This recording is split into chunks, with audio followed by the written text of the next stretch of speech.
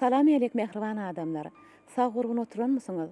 Ojaklaryňyza agda berlik, ırsgal döwletlik ýar bolsun. Inhä bugünem siziň dünýäňizde alham ýaýlasynyň ýakymlylygyny arzulap, ruhy çyragym ýaýlama çykdy.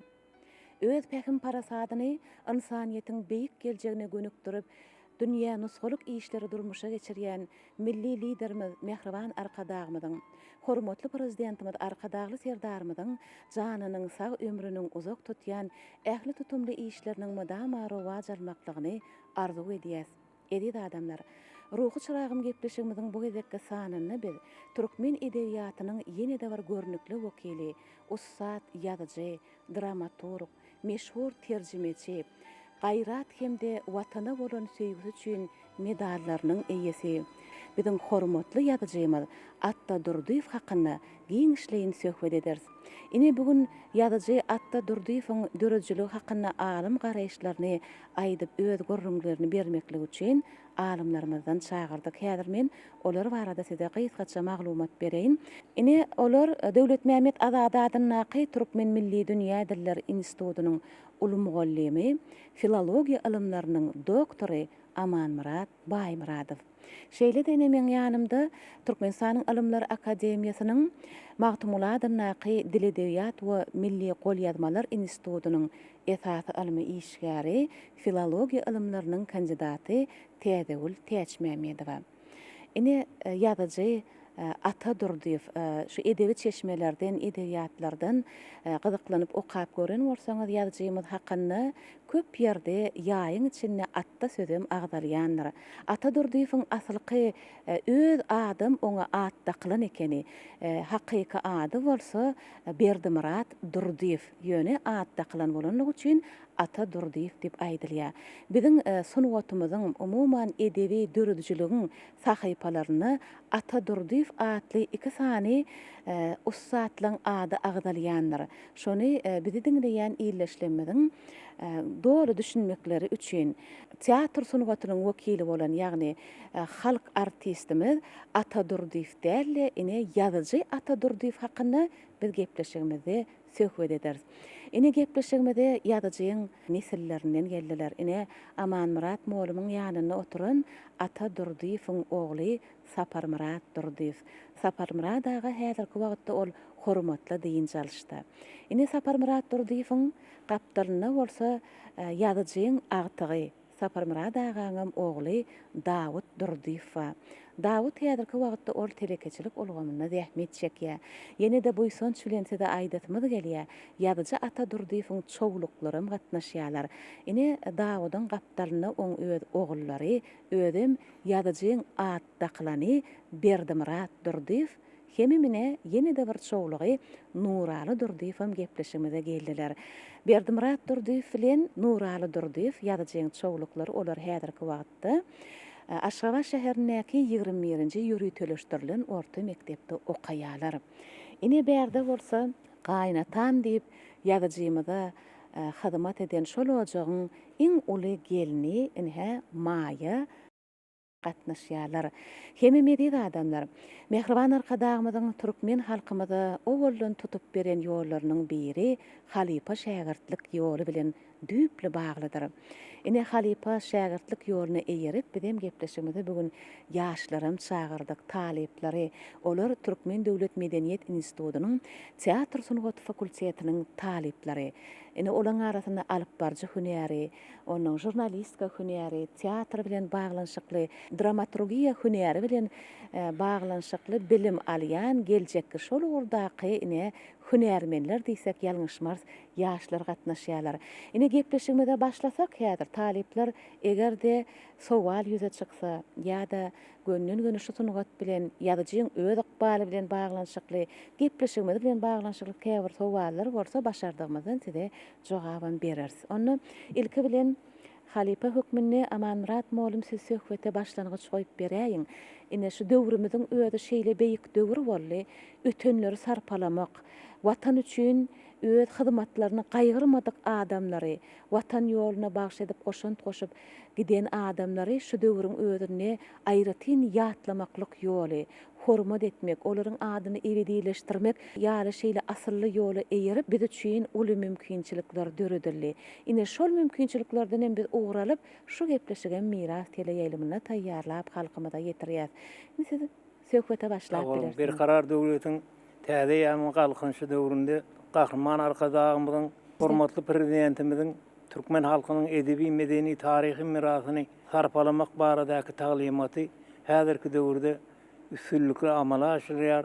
Ine şonuň şaýadyne ýa-ni siziň aýdyşyňyz ýaly hem teatr, sunugatna dramaturg, aýratynam bir Atadurdyýyň häsiýetindäki adamkärçilik sypatlary, ine şolar baradaky ýakymly ýatlamalary, ýatlamak gaty saýrly.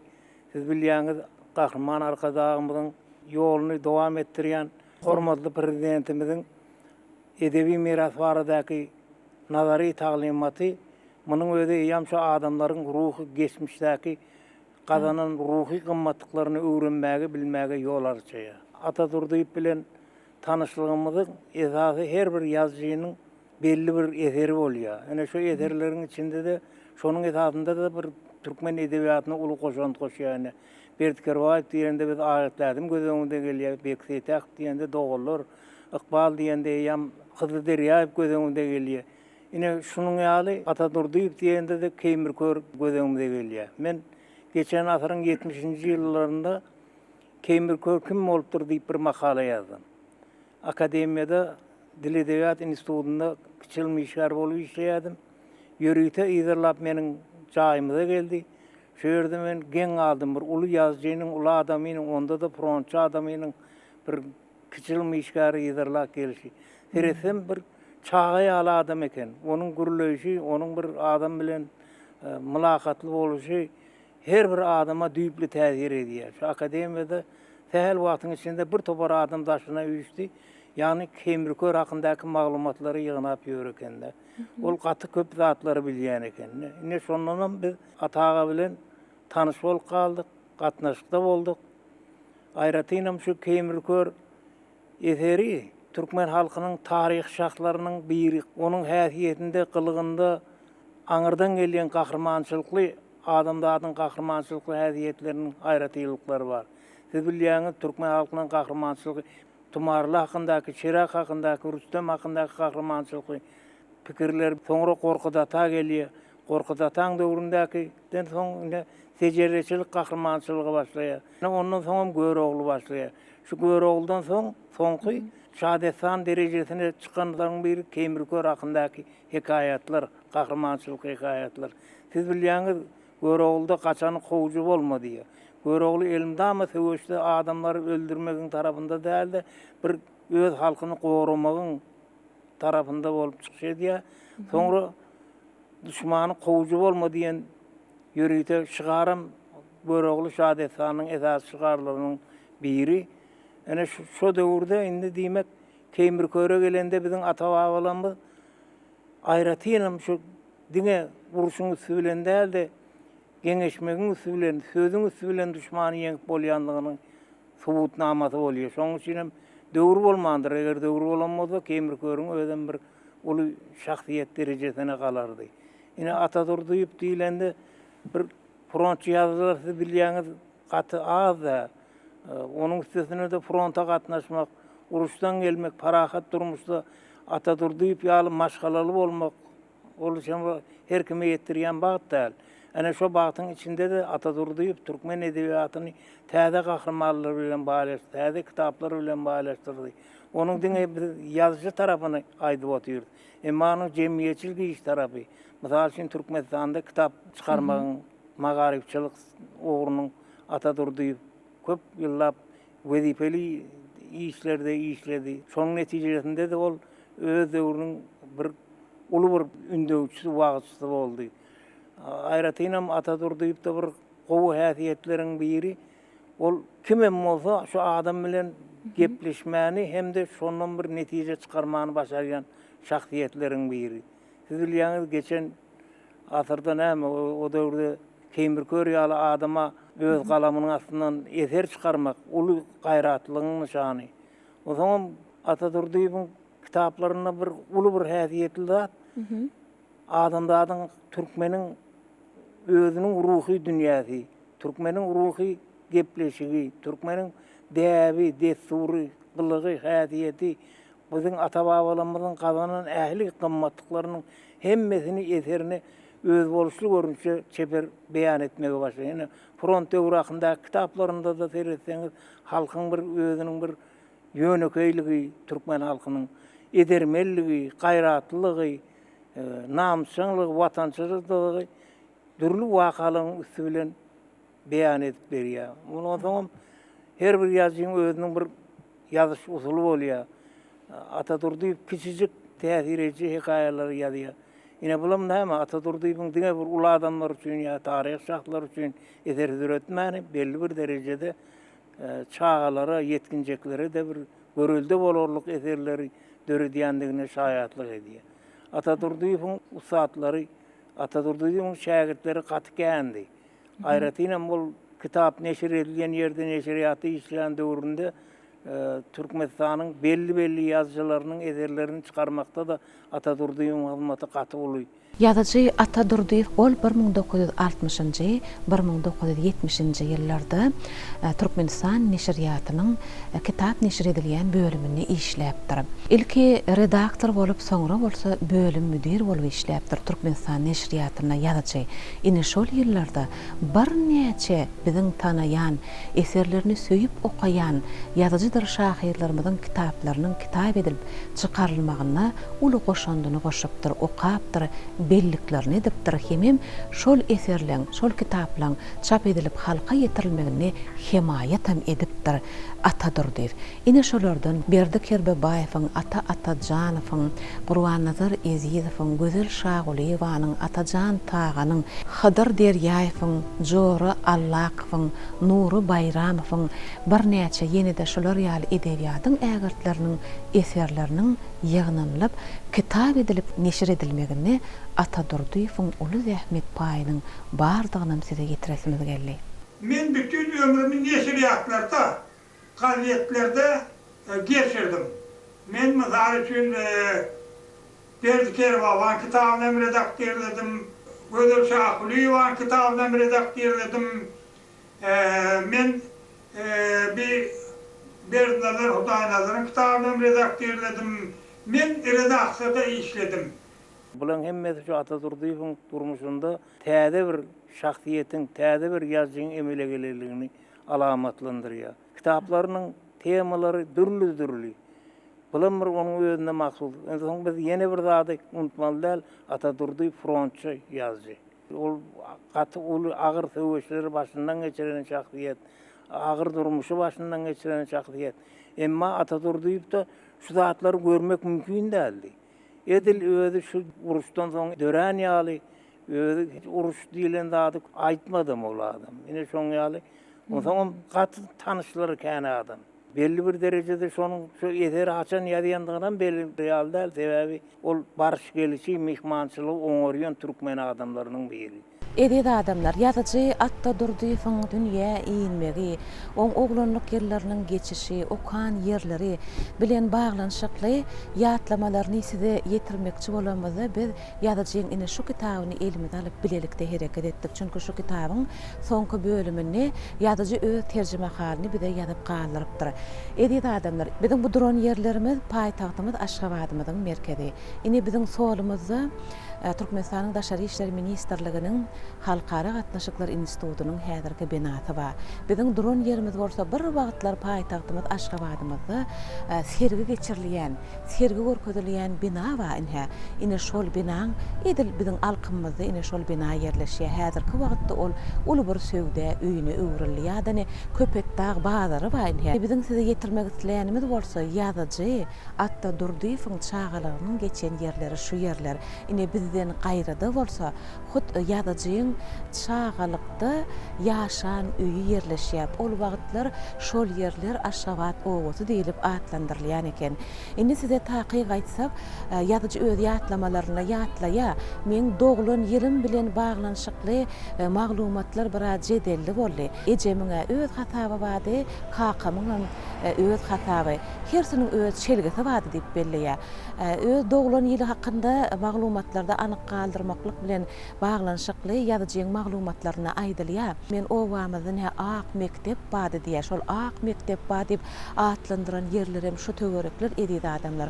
Men 29-njy ýylda 1-nji klasda okuwak ýerdim. 1929-njy ýylda. Şu wagtlarym 5-nji, 6-njy orta mektep azatlar ýokdy. Şonuň üçin o adam ýekide mektep bardy, türkmen mektebi, olam Köynagala diýerler. Aşgabatyň düýbün tutan şu Köynagala. 4 ýyllyk bilim almaklyk üçin mektebe berilende onu ilki garşylan Hatice Mugollim bolupdyr. Hatice Mugollim oňa ilkinji gezek okuwa gelen gününi 3 sany sowal berýär. Kimiň ogly, adyň näme, haýsy sınıfta diýilýän ýaly sowallar beripdir. Indi şu sowaly ilkinji gezek mektebe baran günüm öýüme gelip aýdymda kakam bilen ejem, enem bilen atam şeýle pikirlenipdiler. Dogrudanam näçinji ýylda haýsy aýyň haýsy gününi doglanlyk hakynda indi şol gün öýümizde maslahat bolupdy. Şonda kakam şeýle diýipdi diýär.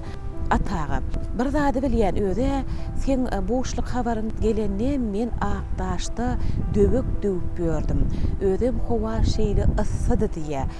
Ejem bolyn şeýle diýip ýatlapdy şonu. Inhä öze gowy ýylla dogullyň diýýärdiler. Ýadyňyza düşýärmi? Fabriklaryň, zawodlaryň, parawozlaryň sesleriniň şeýle bir uly ses edip gaýgyran ýylydy şol ýyl. Özüm oturup bilmeýärdi. Daşyny ýassyk goýup, düşek goýup şeý dip atany oturdýadyk diýip ejem ne şeýlerä ýatlady. Şeýlelikde olar netije geldiler 1923-nji ýyl, ýagny Gara Keýigiň ýyly. Siz bilýänsiňiz müçetene namatynda doňuz ýyly diýip gelýändir. Onu atalarymyz Gara Keýigiň ýyly diýip atlandyrypdyrlar. Indi şol ýylda iýun aýynyň 4-üne Atadurdiýew şu ýerlerde dünýä iňipdir. Edip adamlar şu ojaga gelip ýazyjy Atadurdyň nesilleriniň öýüne gelip indi şu penjegi elime alıp size ýetirjek bolýan jümlelem üçin özüm hem tolgunýan. 9-njy may güni ýeňşiň ýurdumuza golaýlap gelýän günlerinde ine şeýle görnüşdäki döşe nişanlardan medallar ordenden ibarat bolan ine şu penjek biziň hemmämizden bir park goýmaz edýär adamlar. Ýazyjymyz bol watan gorapdyr, watan söýüpdir. Şu penjegi elime alıp, şu nişanlary seredip, Atadurdyň aýdanlarynyň birini ýatlasym geldi. Ýazyjy uruşda Atadurdiýew iň kynçylykly, söwüşiň, uruşyň iň howply möwjalýan ýerlerini söwüşipdir. Çünki ýazyjymyzy mergenlik okuw okandan soň, şol uguryň ussady bolan soň, uly ynam bildirip, söwüşiň iň paçygaly, iň gadaply ýerlerini uğradypdyrlar. Şol ýerlerde ýazyjy Atadurdiýew watan üçin başyny alyp çykan adam bolupdyr. Ine ataga şeýle belleýär, öz gurrunlaryny däwam. Adamyň iň beýik hem gowşak pes häsiýetlerini jeňli otly meýdanlarda seljirip bolýan eken. Onu diňe şol ýerlerde görüp duýmak mümkin eken diýip aýdýar ataga. Ýazyjy şeýle belleýär, şu adam uruşda mertlerçe söwüşip tüpeňiň okuň öňünde durka iň hakyky häsiýetlerini ol şol ýerde çykarýan eken. Gahrmançylyk iň gysga minutda otly meýdanyny söwüş gidip durka yüze çykyp bilýän eken diýip belläp geçýär. Ine ýazyjynyň gahrmançylygyny suwut edýän ine şu görnüşdäki medallar, nişanlar, orden diňe Atadurdyň özü üçin däli türkmen halkynyň ýigitleriniň gahrmançylyk görkezip bilýänliklerini dolu suwut edýär. hememine boysanıp aýda bilýät garaşdyrlyk ýerlerine ýazyjymyda watanymyzyň ýokary döwlet sylaglary berilýär. Hem watana bolan söýgüsi üçin medalinyň eýesi, hemem ýazyjymyz gaýrat medalinyň eýesi. Indi adamy pikirlendirýär.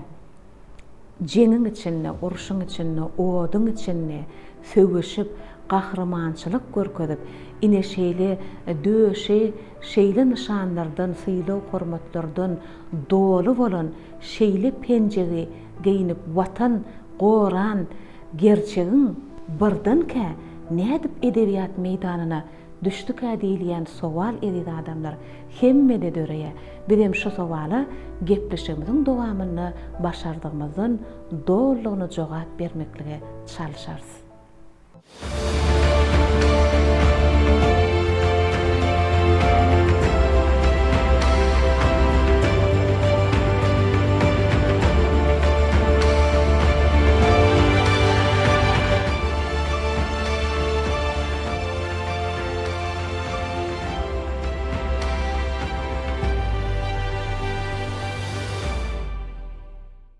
Yine de bir keýmirköre dolanmaly bolýar, sebäbi keýmirköriň häsiýeti çylşyrymly häsiýet.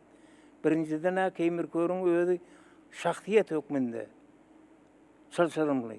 Sebäbi çylşyrymly döwürde özüň türkmen halkyny sagaman, abadan ýaşamagy, paragat ýaşamagy üçin etmek uly meselelerdir. İkinciden türkmen halkynyň şunu ýaly şahsiýetleri goýýan sarpasynyň güýçlüligi. Sebäbi diýilende eýýam türkmen halky kemirterde arasyndaky rowayatlary dilden dile geçiripdirler, hekaýatlar dilden dile geçirip, oňa çeberçilik taýdan üns beripdirler. Aýratynam bolan söwüşlerde her ýyly türkmençilik usullary ullantyr. Diýmek sözüň güýji bilen, paýhasyň güýji bilen düşmany ýeňip bolýar diýen uly parazatlygy özüniň romanyna siňdiripdir. Romanda gata çeberçilikli gahrmanlar, beýlikler bar. Muny aýdýanymyň sebäbi meniň özüm Kemiriň edermeligi diýip ýörüýte bir olmuş etdim. Şondan aýdýam men. Onuň şahan diýen eserleri, o beýlek eser, ýapelek diýen eserleri, her bir temasynyň özü bir uly bir manyny ýatyr. Ine ýapelek diýen gözüňe getirip görüň. Gaty bir çylşyrymly kyn manyda özüm bir seretseňiz Mahmulynyň pelekten seretçi, bir seretseň başga bir adamyň pelekten seretçi ýaly, emma içine seretseňiz hayran galyp edil Tolstoýyň ýa-da Çehowyň hekaýalary ýaly täzin eserlerden dopdoly. Ýazyjy öz kakasy hakynda şeýle diýär, kakan bir adam marakdy, ýöne gaty kän okaýady. Hemim şol wagtlar il arasyndaky Balkan pelwan, bebek ağa daly şeýle soğanwy çeper sözli adamlaryň ýanyna kän oturup olary bilen söhbetdeş bolan adamdy. Bizim şol wagtlar Balkan pelwanyň, bebek aganyň paýhasly sözlerini kän diňledik. Olary näçe sarpa edip gadyr gymmat goýunam bolsak, olaryň aýdan görünlerini şol wagtlar öz ýan depderlerimize bellep almandyrys. Aý näme? Gülüň biten ýerine gadyry ýok. Soňky tüýkülügem sakal ezmez diýen ýaly aýtgalary bilen Atadurdiýew başlangıç goýýar öz pikirini. Diýmek, Atadurdiýewiň ýapelekde jemlän aýtgalary Balkan pelwan bilen bebek ağaň iki sany gahrymanyň owadaşlarynyň atlary eriş argaç bolup wakalar şolaryň atlaryndan beýan edilýär. Men arasynda ýaşyllaryň gurrunlaryny kän diňleýän. Ýaşyldan gurrun diňleýände derrewem ony ýazýan. Ana ýapelek diýen kitap bir durşuldan küçücük hekayeler. Şu küçücük kitabın içinde 63 tane hekaye var. Yine bir 63'ünü yazmış bu atmanı ikettimden şimdi onu çıkaracak değiller. Adına yengele at borsun deyip onun adına Lale Cevher taktım. Bana yerimde Lale Cevher bilen aklar. Ne Lale Cevher ne amaydı yani? Küncüğün beyleki adı. Küncüğün beyleki adı Lale Cevher. Oňa gahrmanlarym täzim munyň häsiýetini özüni açmakda näme türkmen halky umumy bir gymmatlygy bar türkmen halkynyň. Mehmanparazlyk diýdi, watançylyk diýdi, edermellik diýdi, aýratynam ahlak, bäklik, ahlak arasalyk. Ine şu meseleler Atatürk'ün kitaplarının içine eriş argaç olup geçiyor. Bulam Atatürk'ün ayretin ustaatlığının biri. O zaman elmide ama şunun eserlerinin bir tarafında halk döröcülüğü yatıyor. Halkın döröden kımmatlıkları yatıyor. Bulam yazıcının ustaatlığının alamatı. Demek yazıcı haydır hayatiyeti, kılığı, düyüplü beyan edecek kulonda halk döröcülüğündeki yüzdüğünü. Şorta söyler. Kemirkör deyilen adam hem rivayetin kahramanı, hem tarih şahsiyet, hem şorta sözün kahramanı.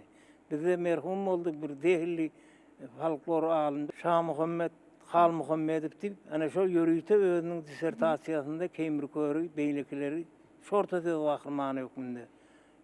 Efendinin keminanın kaptalına koyuyor. Ama Kemirkör'ün şorta sözleri bir tarihe örüklenen, tarihi vakanın içinde tarih şahsiyeti. Sebebi özü uzak gitmedik yerde yaşan şahsiyet de tarih şahsiyet. Onun için şunun yali işlerin yerine getirilmeli. Bunun özü bir kutlamalı zatların biri, kutlamalı. Biz arkadağımızın hem de arkadağı serdarımızın edebi talimat bağlı, nazari hem de amali talimatının özü demek Türkmen halkının dine tarihinde değil de onun edebi çeber kımmatlıklarını öğrenmek. Halka yaymak meselesinde ägir dolu işleri amala aşırılıyor. Şu işlerin sakatında durun. Arkadağımızda hem de arkadağı serdarım tüy yürekten sağ olsun aydiyor. Sağ olun Aman Murat molum. Häzirlikçe sizin söhbetinizi ýene-de beýleki gatnaşýanyň gurrunlaryny goşmakçy, ýene-de bir arasyny ýatlamalardan ýadyňyza düşdi. Ýa edebiýatyň dörejlik usullarynyň aýratynlyklaryndan ýene-de ýazyjy hakyny aýtmak isleýänligiňiz bar bolsa, söhbete goşulyp bilersiňiz. Biz dowam edelim. Ýazyjy Atadurdiýew 1923-nji ýylda dünýä iňe. Eger ýazyjymyz ýaşap ýören bolsa ine şu 2023-nji ýylda Arkadağ serdarly Bagtyar ýaşlar ýylymyzda 100 ýaşamalydy. Biz emine ýazyjyň doglan gününiň 100 ýyllygy münasibetli ruhy çyragymyň şu sanyny hut Atadurdiýewe bagyşlamak isledik. Ine Täçmämmedowa bilen dowam etmekçi. Ýazyjyň eserleri hakynda gurrun edilen hökman oň öz döwri hakynda söz açmaly bolýar. Sebebi öz döwrüniň ugry, öz döwrüniň temasy islenlik ýazyjyň dörejlik işgärleriniň öz eserlerini beýanyny tapýar. Ine siz aýdyp berseňiz, ýazyjyň ýazyjylyk ustaatlygy nämede jemlenýär? Hemem gahrymanyň häsiýetlerini eserlere girizmek arkaly ýazyjy türkmen adamlarynyň nähil häsiýetlerini ortağa çykarmaga çalışdyk. Hemem şol gahrymanyň häsiýetini beýan edenni çeper dilden peýdalanşy barada aýdyp berseňiz. Täze ul ören dogry welletin şu ýerlikli sowal bolup durdy siziň sözleriniz. Nämçin diýilende her bir ýazyjynyň, her bir senlik hünärde zähmet çeken adamyň öz boluşly aýratlygy bolýar. Ol döretçilik işgäri bolsa, onda düýbinden bir gurrunsyz ol adamdy, ýa-ni siziň aýtýan häsiýetleriniň ählisi jemlenen bolýar. Indi şu bagatdan aýtanmyzdan Atatürk'ün ýazyjylyk ustaatlygy hakynda söhbet etmeli bolanda, ýa-ni Aman Murat molumam bellek geçdi, ol halk dörejligine ýakynlydy. Halk dörejligim köp çeşmelerden ibarat, türlü görnüşleri bar bolen. Atatürk'ün eserleriniň ilkinjisinden başlap iň soňkusyna çel sersanlanna, şonuň mazmununda nakylsyz söz ýok diýen ýaly. Ol kitaby çakynda gurrun ýok. Mazmununy koýan kiçik hikaýalar bolsa-da ady nakyllenýänçykly, powest bolsa-da ady nakyllenýänçykly, hatda başdan ýan sözlem, jümle de nakyllenýänçykly. Nakyllen ulanylan sözde pikirler, nakyllen ulanylan pikirler. Olar adama derrew ýetýär, dinleýär. Şoň üçin ýaşlardan men haýsym biraz sözlükleri şu yeken okumaly sözlükleri. Söz meselelerim howlukman. Onu bir aýda okap çykmadan hem işelip sen sorun üstüne bolmaly. Bilmeýän sözüm derrew sözlükden öňlemeli ýa bir ýerden biljek bolmaly. Beýletmek nämeden habar berýär? Şo ýazyjynyň özüne, islenlik adam özüne şo dile çeperlik, söze baýlyk bolmadyk ýagdaýynda sen onu eserine girizip bolanokda. Ne bir söz bilen aýtanda Atadurdiýewiň özüne çeper söz, ustaatlyk, adamkärçilik, Bizim Türkmen halkımızın milliliği, halkıylığı, ähli wagtda şol adam özüne jemlenipdir diýip bir sözlem aýtmaga bize dol hukuk berýän zat ýazgynyň özleriniň gymmatly eserleri. Inni şu Atatürk diýilende men häzir gözüňme özümiň bir talip bolmaga gelen ilkinji ulam gözüňme gelýär. Näme üçin diýilende 1980-nji ýylda owa mektebi tamamlap Aşgabatda paýtagda okuw gelip bolýan meniň gelen öýüm mehman yerim bilen Atatürk bu dogaryna şekenne şu ýanymyzda oturan uly Muhammed Garaýewiň ulygy Maýa men onuň şulan öýünde bolup ýörnün Atatürk gelýän Maýa da ýankaýsyň ýaşmajagyny ýaşanyp ylgap daim gelýär diýip çaý görüp bize garaşman hyzmat etýär. Olum bir ýaşul ak saçly bir sypaý adam da onuň myň ejet tilä ödeli jaýtýardy. Täze ulyny gelen mehman sen urulan diýär. Menem näme düşüne Atatürk mektepde kitab okuyan özüni göremäkde görýärmi? Şeýdibin haşy Atatürk'ün özüni bilen tanyşyp Maýanyň bir gaýnatyny etýän hyzmatyndan hem yeter men baryp şoň özüm bir çaý çörek goýasym gelýärdi. Ine şol Atatürk hakynda häzir gurrun etmek men üçin hatda bir ýakymly bolupdyr. Ine Maýanyň kakasyn öň Owa Hoçuluk institut diýilýär. Şumadyn Türkmen Döwlet Owa Hoçuluk Universiteti boldy da şo taýda molum diýip özüm ilimleriň kandidaty. Onuň ýanky şu tanışlığım şeýle başlanýardy. O wagt Maýanyň kakasy şu Batky Gorohanasyna tebigat haýwanat urunun goramany edenne bizde mehmançylyk bolup baryp şu taýlarynyň tebigaty bilen tanışýardy. Kakam bilen dostýal bolup doganýal bolup galýardy.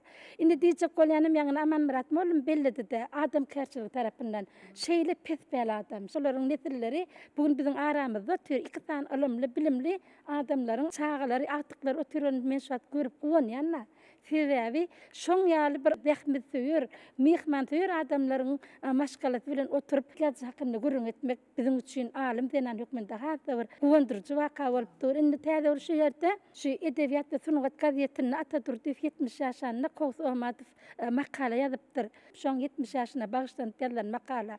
Onuň ýene-de şu 70 ýaşy bilen baglanşykly 1980-nji ýylda ýene-de bir makalany okudum. Anna paýtyk ýazypdyr. Öň Söwed edebiýat häzirki Garagum jurnalyny. Onu da seretýän bolan Atatürk'iň edil şu men ilk owa ýerinden gelendäki döwrümde keşpiýalak bolup suraty dur. Ine adamyň ýaşan ömründe şonu ýatlamaklyk ören bir goýuş. Ine 100 ýyllygyny bellap şu maşgalat bilen bärik birleşdik bolýan mine şu oturan ýerimiz mermer paýtagymyzyň iň bir ajaýyp owatyn ojaklarynyň birinden şeýdip bir beýik ýazy şahirlerimiz onu da özüniň söwüşde biziň halkymyzyň gahrmançylykly söwüşleriniň içinde bolan eşden deň bolmaz gören göz bilen diýip şol paçygaly wakalar göz bilen görüp egin bilen çeken adam hakynda gurrun etmek ol hasam biziň üçin bir ýakymly pyrsat. Ýazyjynyň ömrü we döreçiligi bilen baglanşykly zatlar okap oturan bolenim bir zat däl köp zat meni geň alyrdy da. Ine her bir eserinde hekaýaçygyny okuyan ýa Aman Murat molum aýtýar bolan hekaýa kiçik öwrümli. Emma mazmuny gatly.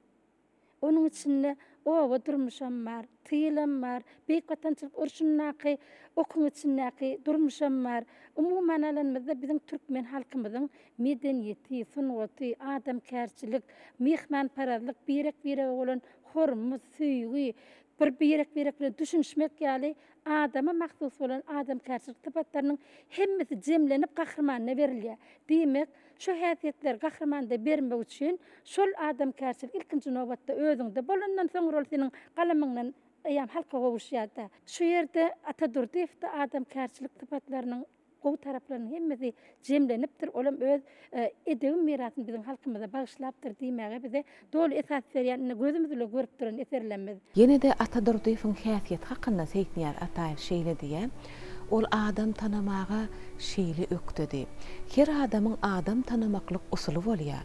Atatürk'de de şeýledi. Ol islenlik dörejilik bilen meşgullanjak bolýan adam gelenne ýa-da ol goý döredijiligiň wekili bolsa bolmasa da şeýle diýýän eken. Adamlara käýinmek, gaharlanmak ýa-da bir paýşdyz aýdyp oturmagyň geregi ýok. Onu düzetmeklik üçin ýa-da onuň kimligini tanamaklyk üçin eline bir arasa kagazy berýmeli. Ine şol kagaza bol häzir pikirlenýän zatlaryň barada ýazýanda şol kagaza geçiren pikir esasyny Onu edil aynada gören ýaly tanap bolýar diýip Atadurdy hemişe ine şu usuly öýdürmüşini adam tanamaklıkta ýa-da dürüjülük zehin aýratynlygyny tanamaklıkta ulanypdyr. Atadurdy şeýle gönümeli adam bolupdyr oň özi. Edebiýatyň hatyrasyny ol hemme zady hakyky adalatly aýtmagy başarypdyr. Hatda tanqidi, ýagny ýiti pikirler aýtmakdan saklanmanlar. Siz bilýäňiz, Suw damjasy altyn dänesiniň Berdik Herbabaýewa degişlidigini. Atadurdy şeýle diýen eken, garganyň gaz balasy her kimiň öz balasy. Ýazyjylar üçin öz eserleri hakyndaky hakykaty ortağa çykarmaklyk şeýle kyn bolýar diýen eken. Ine bir günden bir gün Berdik Herbabaýewiň Suw damjasy altyn dänesi romanyny okan Atadurdy yüzüne ak eski ýaly edip men ýanyma şeýle bir howlukmaşlyk bilen men nädeýin diýip geldi diýip belliýär Seyitniýat Ataýew. Näme boldy diýip habaryny alanna Berdik Herbabaýewiň şu romanynyňky iki babyň geregi ýok diýip pikir edýän. Ýöne şunu nädip Berdaga getirip bolar diýip Ataga Seyitniýat Ataýew aýdýar. Muny eşiten ýazyjylar örgökden gelýärler. Hey Berdik Herbabaýew da muny getirip bolarmy? Hatda bilelikde gapdalyna ýollaş bolup gidip şu pikir aýtmaklyga hemmeler ýaýdanypdyrlar Berdik Herbabaýewdan. Günlerde bir gün edebiýatyň hakyky ýolunyň geljek nesile hakykaty miras goýmaklygyň hatyrasyny Ataga barýada Berdik Herbabaýewa siziň Suw damjasy altyn dänesi romanyňyzdaky inhe şu iki bab hükman däl hasap edýän meni siziň pikiriňiz nähili diýende Berdik Herbabaýew täzeden öz eserine ýüzlenip begeni öz romanynyň şol iki baby aýyrdy diýip Seyitniýat Ataýew belliýär. Ine şu maglumatlary biz size näme üçin getirýär? Hem durmuşyň garaşdyrlygy, hem edebiýat älemindäki söz dünýäsiniň garaşdyrlygy uğruna söwüşen Atadurdyň nähil häsiýetleriniň bardygy hem ýazyjymyzy dörli taraplaryň size edip adamlar şu gepleşip görüňizden soň tanamaklığınız üçin ine şeýle maglumatlar biz size getirmekligi özümizde müwessa bilýär. Ine Seyitniýat Ataýew Atadurdy bilen bile söwüşen adam. Ol Atadurdyň kimligini, nähil ýazyjydygyny hemmelerden gowy bilýän adam. Ine oň makalasyndan Seyitniýat Ataýewiň Atadurdy hakyndaky makalasyndan şoň üçin biz size kelam agyr getirmek isledik. 1962-nji ýylda Atadurdyň Owatdan gyýdyň arzuwatly bir kiçik kitap çykypdyr. O kawatyrnyl owa durmuşy, owa gyýdy. Şu kitabyň adynyň Owatlygy ýaly Owatdan gyýdyň wasfy. Ähli Owatdan denallamyzyň wasfynyň bir gyýdyň keşbinde jemlenmeginiň özi ýamine biziň türkmen denallamyda Atadurdyň uly hormat goýýarlygyny aňlatýar. Indi galy berse beýleki eserler bilen tanışýan ýa-da hekaýadyr, powestlerini okaýan bolenim Atadurdyň eseriniň içinde beýik watançylyk uruş ýyllaryna tyýylla biziň türkmen denallamyzyň mert gerçek ýigitlerimiziň çeken zähmeti senin göz öňüňde janlanýarda şol döwrüň durmuşy kino ýaly bolup sen öňüňde janly sahna bolup dur. Şu janly sahnany bermek üçin hökmani şertde ýazyjynyň özüniň galamynyň ören täsirli bolmagy zerurlyk bolup durýar. Onda da ilkinji zerurlyk bolup durýar. Anne şu ýazyjynyň eserleri hakynda aýtýar söylenim. Ýa-ni Aman Murat molum ören ýerlikli belletde şu Keýmir Kör ilk 1966-njy ýylda powest bolup çykýar. Şu powest bolup çykýar bolenim ilk başlaryna 1702-nji ýylyň Thompson'nak jozaly waka owa şu habaryň ýaýraşy bilen baglanşykdy. Inni ýazyjymyny soň baýlaşdyrýarda 1990-njy ýylda ýene-de Keýmir ady bilen powest edip berýär. Ine bu ilkinji çykan 1965-njy ýyldaky powesti. Bu kitaby biziň Türkmenistan Ýylar Akademiýasynyň Merkez Ilmi Kitaphanasy owdan edip rejelep bedep täze kitap ýaly edipdirler. Inni şu kitabyň başyna Balguý diýip başlanýar. Owaň adyny Aşgabatda iň süýji suwly owa Balguý diýilýän eken. Ine Keýmir Kör bu powest 1990-njy ýylda çykan. Özüm mehriban adamlar inserseňiz şu Atadurdyň eserlerinde esas bir aýratyrlyk bedewin keşpi. Türkmen bedewiniň türli şekilde keşpleri çarpaýa galyp durýar. Şuňal uzak mendillere tary atlanyp barýar. Şolarym ýam türkmen durmuşyna bolan wakany kitabyň içinde näme hakynda gurrun berilejekdiginden bize ýam habar berip dur. Indi 1990-njy ýylda çykan Keýmir Kör powesti Balguýynyň oýuna düşen şum habar ýa-da 40 kilol ajdarha diye. Eýem şu 40 kilol ajdarha bizim türkmen halk erteklemede mahsus zat. Eserin içinde de şu hakkında ýam gurrun aýdylýar. Bu halk dörejiligi Atadurdifin eserlerinin içinde şargat bolup geçen. Onu hiç bir zatdan aýryp bolanok, sepleşip gidip duruldyň jyryal bolup. Birek bilen berk şu sözlemlerin bir-birine baglaýa, ýa-ni berilýän manynyň mazmunyny has paýlaşdyrýa. Şeýtmek bilen ýa ýazgy bu ýerde bir däl köp tuşgadan. Ol sebäbi ýa-ni birleşmede ýaly türkmen halkynyň geçmişini bilmedik. Şuň hakda geljek hakynda ýazyp bilenokda. Emma Atadurdy bizim türkmen halkymyzyň geçmişini, taryhyny, beýik taryh şahsiýetlerimizin edermeligini ören ustadlyk bilen öwrenipdir. Biz ýurt garşylygymyz alanmazdan soňra 1990-njy ýylda bizim taryh şahsiýetlerimizi öwrenmäge dol mümkinçilik kazanylýarda. Ine Atadurdy Keýmirkör atly öňkü powestlerini roman, taryh roman özüm. Ine görýänsiňiz, taryh roman edip ýazýar. Bu mütsver tarapdan alanmazda ol iki kitapdan hem uly hem mazmun wagtda ören giň ähmiýeti eýe. Nähereden şu bukçagdaşyna da ýazyjy Atadurdy gerekli maglumatlar diýen ýazgyny galyrypdyr. Şol gerekli maglumatlarym ýene-de Keýmirkör bilen baglanşykly. Siz bilýänsiňiz, Keýmirköri 20 ýyla golaýlap wagt işläpdir ýazyjy. Şol döwür içinde ony iki gezege powest soňam jemläp roman edip halkymyza ýetirýär. Ine şuda ine tereden ýazyjy öz elleri bilen ýazyp galdyran gol ýazmasy gönnen-göni Keýmirkör bilen baglanşykly. Keýmirkör powestini ýazmaga başlamazdan öňürti ýazyjy ençeme ýyllap onuň taryhy maglumatlaryny öwrenipdir özüm. Diňe Türkmenistan watanmyzyň çäklerini dälle, milli çäklerden has alyslarda Keýmirköriň şahsiýetini öwrenmeklige çalyşypdyr. Häzir şu ýerde ýazyjy setirleriniň käbirini size ýetirmekçi. Ýazyjyň maksady romanyň sahypasyny galangatmak däli, onu neçe çogdamlap pikirleri taqiqlykda gysgadan jemläp halka anyk getirmeklik maksady bolupdyr. Ine şonu subut edýän setirler bar şu ýerde. Ine Keýmirkör eseri halkymyza ýetirilenden soň okuýjylardan ýazyjy Atadurdy kän hatlar gelip bolýar.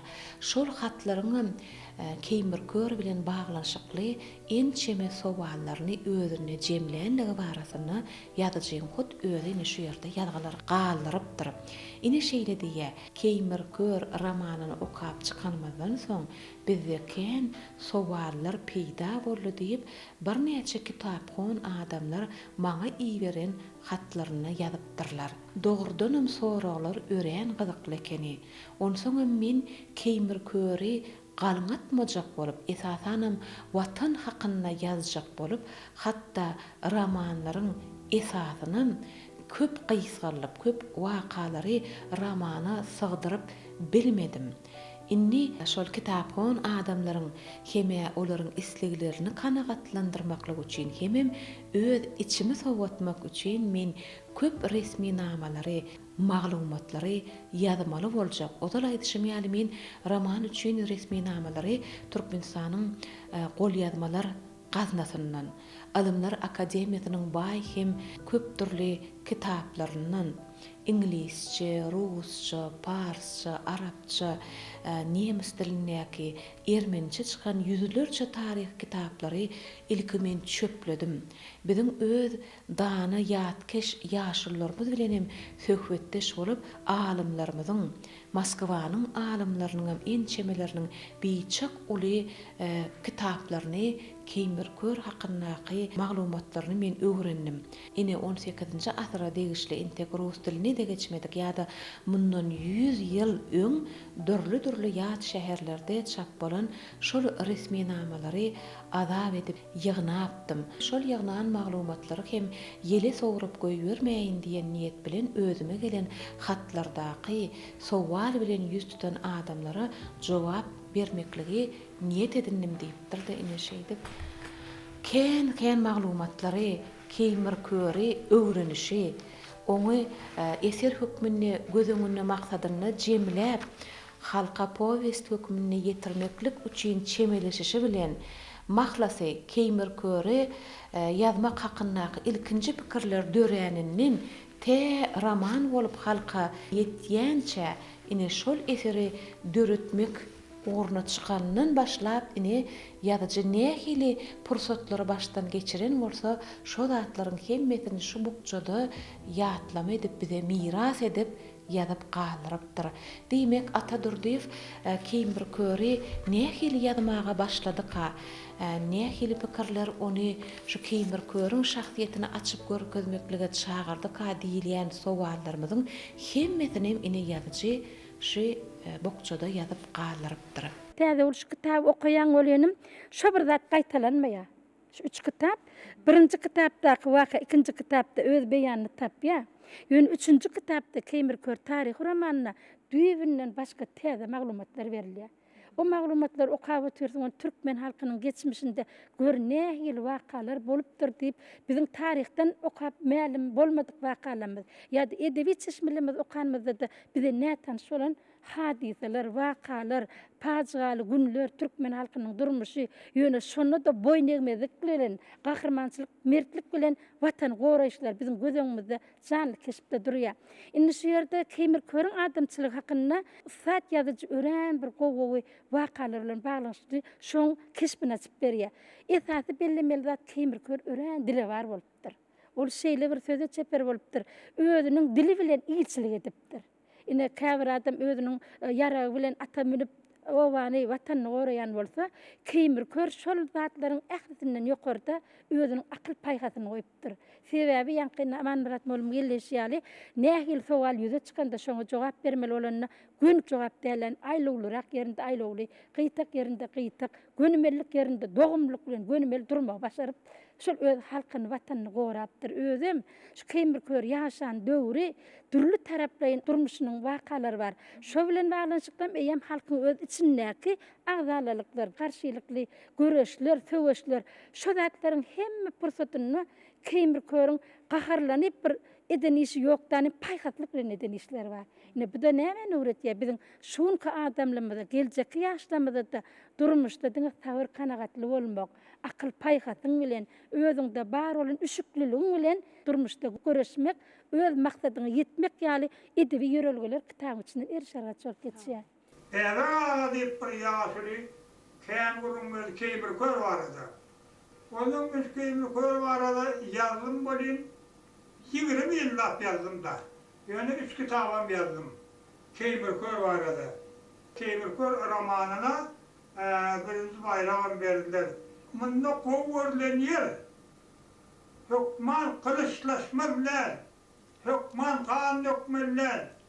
Keýmir Kör gaty dili bar adam bolar. Ondan şu dili bilen ilim kılıç bilen alýan ýerini şu dili bilen alýan ekeni. Gaty dili bar bolupdyr. Ondan bar ýa gülüşdirýär, ýa haýwat atýar, ýa ýene urun tapýar, paşan, nedirsan. Ululy urs bolaýma diýerleri ursman ya aliya ya düzödiye. Türkmenler nakıl var. Kahar bilen kaharı yatırıp bolmaz. Kahar etmenler. Ursun yerim bunun. Mecbur olun ki. Hakikatten. Yine şunları Keýmir Kör. Keýmir Kör barada 3 kitap yazdım. Ine ýene de bir bokça var men elimde. Arxiv maglumatlar bolmaly. Ine arxiv maglumatlarynyň diýim görkezipdir. Ýazyjy şu ýerde Keýmir Kör diýip ýazypdyr. Keýmir Kör Türkmen halkynyň milli guwanjydyr. Legendar gahrmanydyr. Bu barada Türkmenistanyň taryhyny ýazylandyr. Indi özüne bellikler edýär şu zatlary size getiresim geldi. Halk onuň barasyna köp rowayatlary döredipdir. Şahyr Zenubi bolsa öz goşgusyny Keýmir Köriň adyny ine şeýle getirýär diýip bir wendini getiripdir. Şeýle diýär. Owazadar bolup elem jahana öz ilini hükmü ýören rowana. Eýýamyny ganym geldi amany Keýmir adly sahyp Guran geçipdir diýip ine Zenubi Keýmir Kör barada öz goşgusyny şeýle getiripdir. Ine şonu özüne maglumat hökmünde Keýmir serdaryň taryhda kimler bolanlygy hakyndaky öňkü şahsiýetleriň yadan dörücülüğünü Keymer'in adını tutuluşunu alıptır. Ýa-da Maşatda 1961-nji ýylda çykan Nedirnama kitabyny ine Keymer Körüň paýhasy adalatlygy, ugur taparçylygy barada uly makala wa diýipdirdi. Özem şol ýanky Nedirnamanyň 614-nji sahypasyna diýip belliýär. Ana şonu meni alyp özüne okamaklygy müwessa bilipdirdi, belli edýär. Onuň şairni Yusuf Ahmetde şeýle ýazýar diýip belläpdir. Anny öwelway hoja meňli uruşda 100 000 taýly Keymer ogly anny meňli hem ol esen tagan gelsin diye ýa-da türkmen halk dörüçülügünde de Keymer Körüň şahsiýetini ýazyjy çoňur öwrenipdir. Ine şeýle halk dörüçülügünden alypdyr. Keymerden allypata däldir sözlerim hata, gajar gazylybaş durmaz, atlansa yigit ata diýip Keymer hakynda ýene de Keymer Kör barada halk dörüçülügünden galyrypdyr. Keymer ýaşlygyndan iň soňky demine çenli bir maksatda türkmen taýpalaryny birleşdirmek, azat, parahat, garaşlyk ýaşamak arzuwyna boran adam bolupdyr diýip özüne netijenama çykaryp durýardy. Awtor özüniň şu powestini Keymer'in ýaňy orta çykyp başlan döwrüni ýaşlygyndan taýpalaryň arasyna agdyryrlyk bitewlik pikirini ýaňy ündäp başlan döwrüni görkezmegi niýet edinipdir diýip mahlasy ýazyjy Keymer Körüň şahsiýetini dörlü taraplarda öwrenipdir. Taryhy eserlerde, çeper edebiýatlarda hemde halk dörüdüçülügini Keymer serdaryň şahsiýetini ine şeýle öwrenipdir. Nesir edin edilenler. Öwrenmäge garaşýan maglumatlaryň şu ýerde desse bir näçe sahypalaryň bardygyny size diňe habar bermek bilen çäklenýär. Ýene de bir zat size aýtmakçy, nesir edin şu bokçaň öz sahypasyna ownukdan bir näçe maglumatlary ýazyjy ýygnapdyr. Diýjek bolýanym diňe bokçada ýerleşdirilen şu saralan gatlardaky ýazylan zatlar maglumat hökmünde däli ýazyjynyň şu ýazylan zatlarynyň hersinde de bir taryhy maglumat bar. Ýazyjynyň Keymer Kör eseriniň üstü bilen ýene de bir ýazyjylyk ussatlygyny aýtsa bolar. Belki alimlerimiz bizi bilen alalaşarlar. Durmuşda gel ol aýdaly owodaşyň bolsun ýa-da umuman türkmeniň taryhyny sen öz tanayan adamlaryň bilen baglanşykly durmuş wakasyny eserde beýan etmeklik bir aýry. Ol milletiň taryhyny, taryhy şahsiýeti ady öwürlen adam hakynda oň özüni gahrmanyň edip eser döretmekligiň jogapkärçiligi has aýratyn diýip düşünýän. O bol halkyň, milletiň ony şahsiýet hökmüne kabul edip alandan soň sen ol barada eser döredende şahsiýetiň öz beýikliginden beýik eser döretmeli. Oň üçin hem ýazyjyň hem dünýä garaýşynyň hem türkmen diliniň süýjüligini, şiirligini, dol kadalaryny ulanyp berjay etmeklik, wakalary halkyň döredenlerini çuňur öwrenmeklik esasam taryhy çuňur bilmeklik diýilýän işleri senden talap edýär diýip düşünýär. Dogry belleýän. Şu ýerde men siziň şu sawalyňyza ýazyjynyň öz jogabyny bereýin. Näme diýilende Keymer Kör taryhy romanyna Atatürk'ü 1991-nji ýylda garaşdyrmaz alanmadan soň ýazanyna özü şu kitaba ýazan söz başygyna şeýle bir jümle getiripdirdi. Şu jümle şemat men ýadyma düşdi. Eger mümkin bolsa men şonu size okap bereýin. Men size hötürleýän şu eserimde göwne gelenmi şaglatdym. Ýazmakdan esas maksadym okuçylarda watançylyk duýgusyny, olarda batyrlyk, mertlik, uğur tapıçylyk duýgularyny terýelemek boldy. Ne görüşimiz ýaly ýanky siziň diýişiňiz ýaly ol ýön eser ýazmak bir ýana bular ýaly taryh şahsiýetler hakynda eser ýazmak göreňmi düýbinden başgaça jogapkärçilik bolup dur. Men taryhy ýoýmadym diýe hakykatdan hem taryhy esaslanyp ony ýa ululdyp, kiçeldip, çiğişdirip dällanym edil bolan wakany bolşy ýaly ýöne ýazyşyny çeperleşdirip biziň edebi dolanşygymyzyň özüniň kada kanunyna laýyklap öz çeper baýlygy bilen, söz baýlygy bilen beýan etýäne beýletmegem ýazyjynyň özüniň ussatlygyny çeperçilik terişdelerinden ýerlikli peýdalananyny aňlatýar. Aýdýalan gaty dogry. Atatürk taryhyň içinde çeper dünýäni döredýär. Eger ýazyjy eger taryhy ýoýmany beýan eden bolsa, onda ol taryh bolardy. Emma yazıcı elmide ama tarihin içinde çeber dünyanın dörü diye yine şu meselede men Kemirkör'ün adakındaki bir meselede aydık gideyim diyordu. Birinciden şadetsam olmak uğrunda çeperleşip özünün okundan daşlaşıp başlayıptır. Her hili sorta öldüler. Ondan sonra eline bıçak alıp oynap oturka emelsiz yağdayda bir gözünü körettir diye. Bir yankı şadetsam olmak usulunda bir. Emma Kemirkör demek, kör demek kadimi Türkmen sözü kahraman demek, edermellik demek, batır demek. Keymir batır diyen manini veriyor Kemirkör dedi. Bir sağlaşık bir.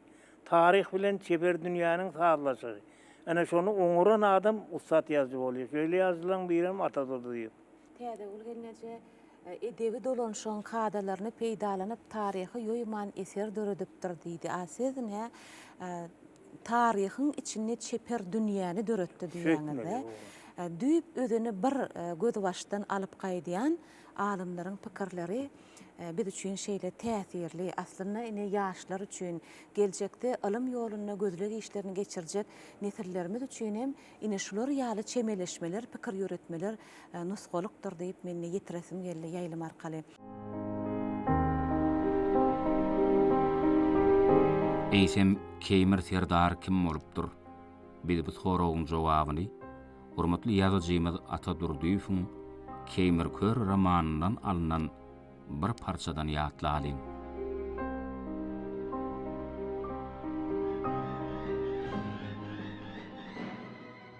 Geçilik galadan güllüýörünje bilen arpany getiren madyna Keýmir 5 destäne melewşuň öňüne goýdy.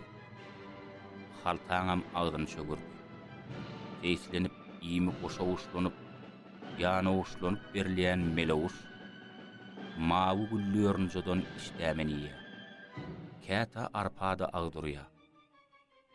Inni doýunurly diýip Keýmir geçile suwdun doýurup gelmegi tapşyrdy.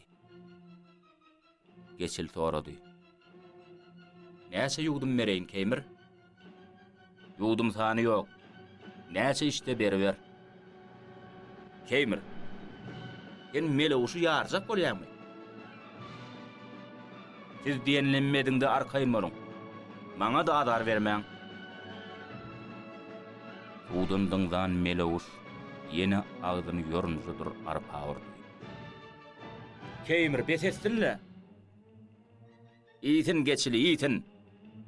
Näçe ýy bilse ýitin. Hani üstüne keçanat derlesin.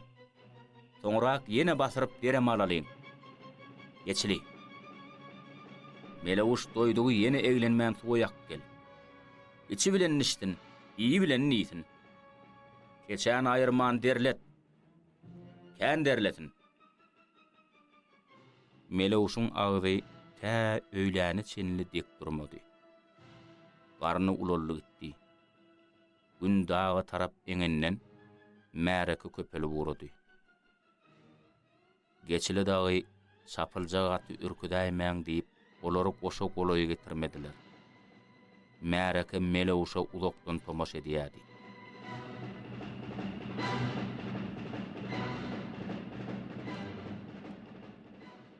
Gepleşigimizi taýýarlamakda Türkmenistanyň Döwlet Medeniýet Merkeziniň Döwlet Kitapxanasynyň hünärmenleri biz bilen bilelikde bir näçe maglumatlary öwrenip halkymyza ýetirmeklige uly ýardam berýärler.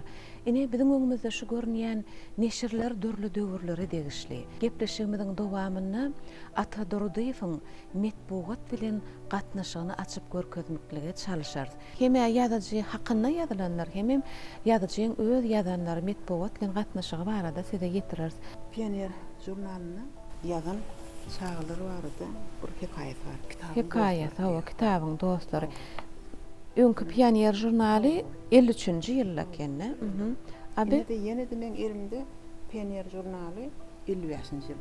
Emma bunda çağlar üçin goýulan piyasasy bar. Gaharakdy.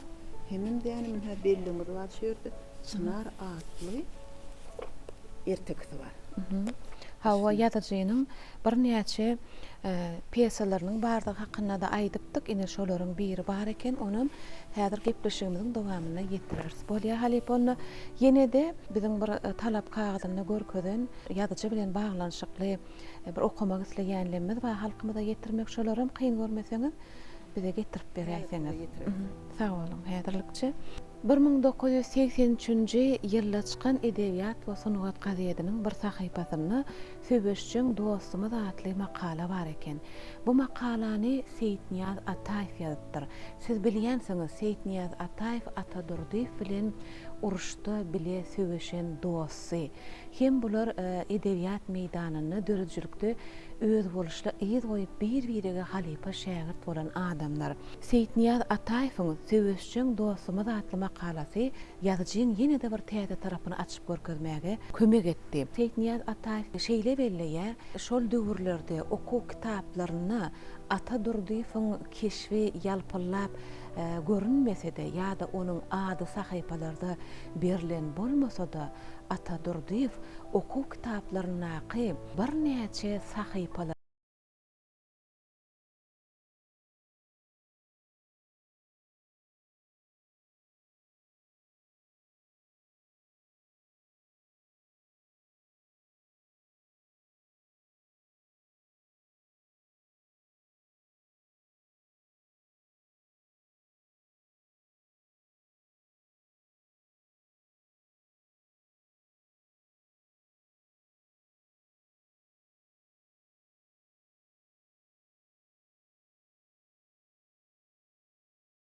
Hepde de bir ýerekden ýaly şol ýara oturak bolan soň şondan habar tutmana geldim diýerdi. Erimiz bir girilgede ýazamyň, işe bar ýakam, işden gelýäkam gabat delýärdi.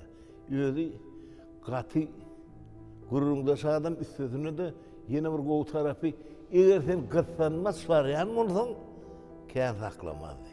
Ol gaty üşükli adamda. Onuň üstüne de hakyky türkmen ýazyldy. Bir ýerek gabat derlik bir de attakaka diýdim da ben. Attakaka, Assalamu alaykum selam. Sagylgaman soruşdum. Normal çarnydy bir söz diýdi, hiç tapylamok diýdi. O näde? Togat berilen atyň diýişine bakma diýer diýdi. Şo şeýle bolmaly diýdi. İçimden fikir etdim, o näme diýdi? Ahal pekaty bizde var diýdi. Söz bizden gelen bolmaly diýdi. Onuň diýdi başga halklarda ýaýran bolyn, beýdi aýdylmaly diýdi. Gözleyen tapamak diye ay bolýar. Soň aradan bir kil geçdi ol, ýene gabat geldik ol, sağa alyp begenip tapdym diýdi. O näýdi? Beýlerin atyň diýişine bakmadylar diýdi. Şondan soň düşündirip berdi, seýär diýdi. Beýler jomart bolýar diýdi. Beýler sowgat berýär diýdi. Begen ýa şol ölüm halkyň içinden gözläp tapýar ony. Onuň aradan ýene bir kil geçdi ol, Garawam jurnalyny okudum bol. 10-njy asyrda Malagaya diýip bir türkmen awtorynyňkyda ýaňky söz bar eken. Atadurdiýew diýilen adam ýapeleginem, keýin bir körünem kitaplaryny okuyan ol paşa zat bol. Ol hemişe gurulumçul adamlaryň içinde gelen adam. Balkan peýalwanyna gelen ağa diýe, onuň bäwe ağa diýen adamlar hakyky ýaşap geçen adamlar içinde bolanlar. Şolaň gurulumlaryny öňem näme üçindir? Hemişe öňem aýtsa aýdýar, men diýip aýdan okdy. Şolaň hemmesini akylyny getirýärdi. Bular üçinçe 3 ýoğun 3 hakkı çykara diýen adam düşündirip dur. Şol adamlaryň sözleri öňem ýahyny taklaýar. Ýene bir tarapy bar, gaty sahadym eken, uruhy taýdan. Men onuň edebiýat sunnat üçin söhbetdeşlik etdim. Söhbetdeşlik etdim bol, ýene şo söhbetdeşlikde ýankaýdan pikir gelmedi ol men häzir aýdaýan. Şonu ömür ýetenok diýdi. Tekçede kitaplar görkezdi, indi men ömrüm yetmez diýdi. Şunu alyňda ýazyň diýdi. Berýärmi şu kitaplar diýdi. Ýene kitaplar dogrydan parseline eýlekden ýene ullokan şungal kitaplar da. Onuň men muny söhbetdeşikde getirmedim. Ýaşyrak jurnalist bolamsyň, ýalňyşan ekenim. Soň bir ýerde okudum bol, başga bir ýerde aýdan ekenler. Şonu ol metduatda gidipdir. Ha diýdim, atda kakamyz diýdim.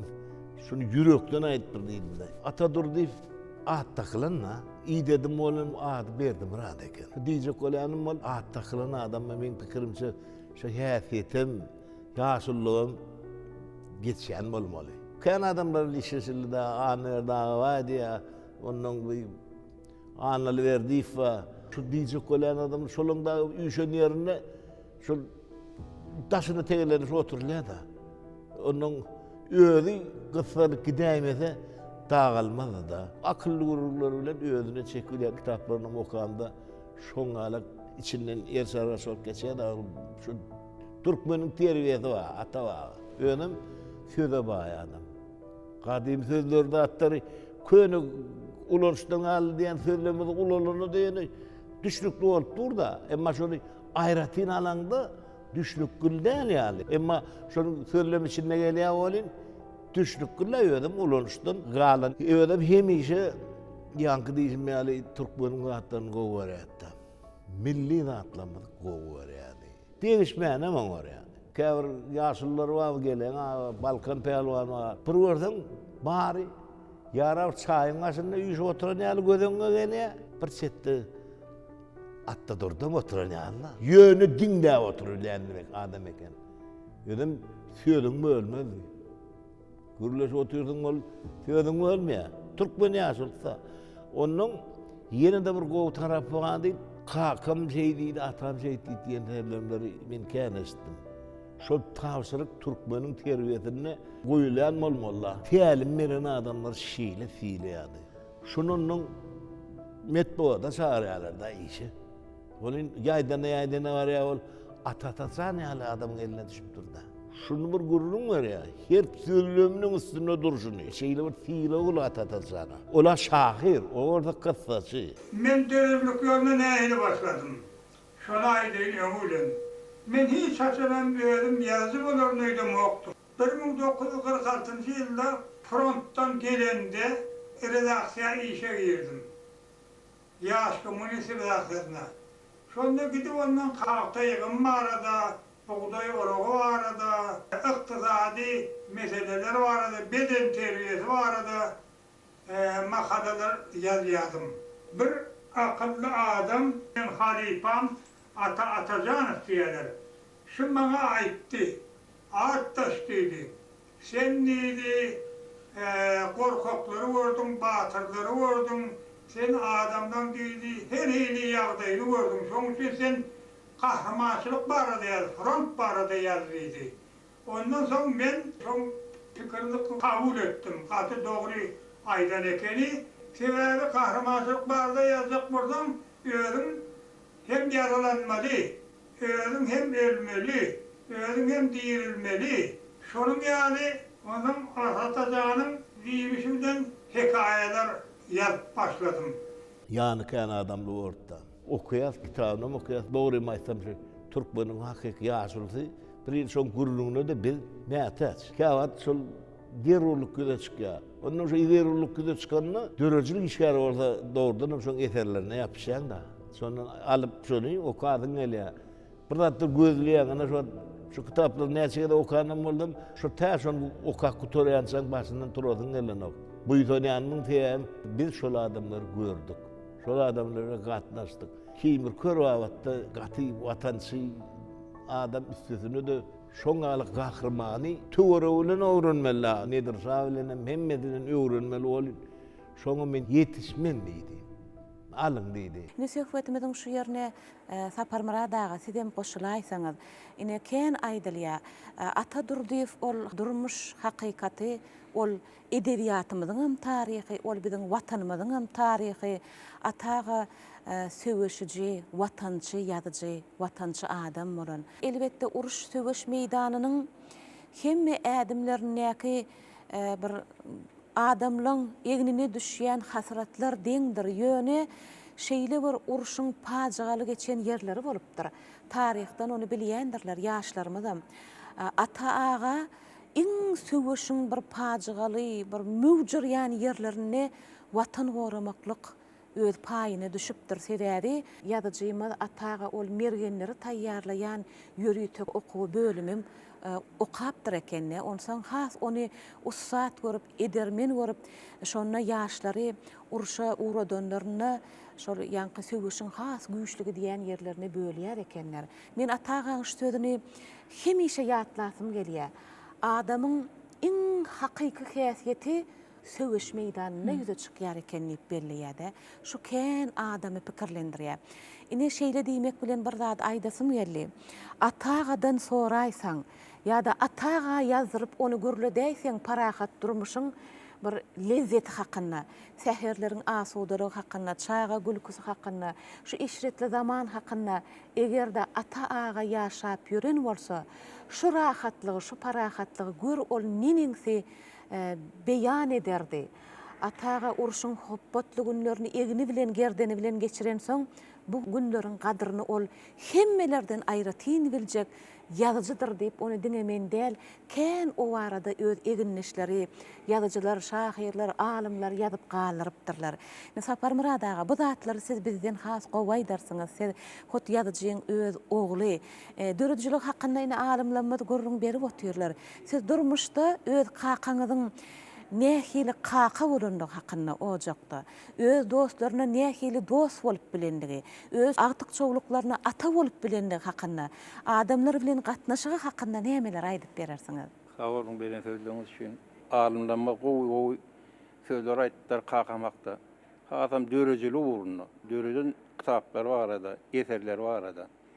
Men öz tarapymdan men şu ulugly bolamyň, bizde 9 sany çağa maşgalamyzda çağalaryna bilim bermekde ornu uly. Kakamyňam, ejemiňam 9 çağalaryň içinde 6-sy ýokary bilimli boldy. Beýlekler orta bilimli, ýörüti orta bilimliler boldy. Sowatly bolmak üçin köp alad ederdi. Okuyuşymyzy günne şu mektepden gelseňem, hani öý işiň etdiňmi, hani oturdu et diýip şuň gali talaplary boldy. Ondan öýden barlan wagtlaram boldy. Köplen şu barlaýady. Öýüşiňe etdiňmi, eýdan ok ertesi şu mektebe baranda gowy tarapdan öýdüň görkezdi. Kakam hemme ullar bilen, kiçiler bilen hemmesiniň dilini tapýardy. Kim bilen söhbetdeş bolsa, hemmesi adamlar diýer, ulaşyna üýüşüp maslahat berýärdi. Ondan watançylyk barada köp aýdyldy. Watan söýmek, watançy bolmak barada köp wagt edýärdi. Men ýadyma düşýär, ýer döwürler kakaň terketçileň ýanyna gidip şu uruş barada şolaň arasynda wagt geçýärdi. Berde şäheriň içinde yine nirede de bolsa talipleň arasynda da köp şular ýaly nähil watançy bolmaly, watan söýmek, wepalyk barada köp wagt edýärdi gidip şolaň arasynda. Ýene bir aýtjak bolýan kakam bir döwür terjimeçilikden başlady. Bir döwür şu öýde giýjesi bilen terjime edýän ors dilini suýal gat gowulardy. Ors mektebinde okamasa da men şu zaýda onuň bir soraýdym da näme terjime edýäňiz diýsem, şu adam ýadymda Ravan Bykowyň bir ýylyň 9 güni diýen bir romany bardy. Şonu terjime edip şonu soňundan kinoda türkmençe çykdy. Şu ýadyma düşýärdi. Hümmet Mamedow diýip bir dost bardy. Şol ýanyna gelip onuň giýjesi bilen şu terjime ederler oturup kitaplary. Ata durdy rus dilini şeýle gowy bilýän eken, onu öz ýazyjylyk ýoluna suwud edip gidipdir. Diýmek ol ussat terjimeçem bolupdyr. Ine men elimde Ata Durdyýewiň terjimeleri bar. Ine rus ussat ýazyjylarynyň bir näçeleriniň eserlerini ol türkmen diline terjime edipdir.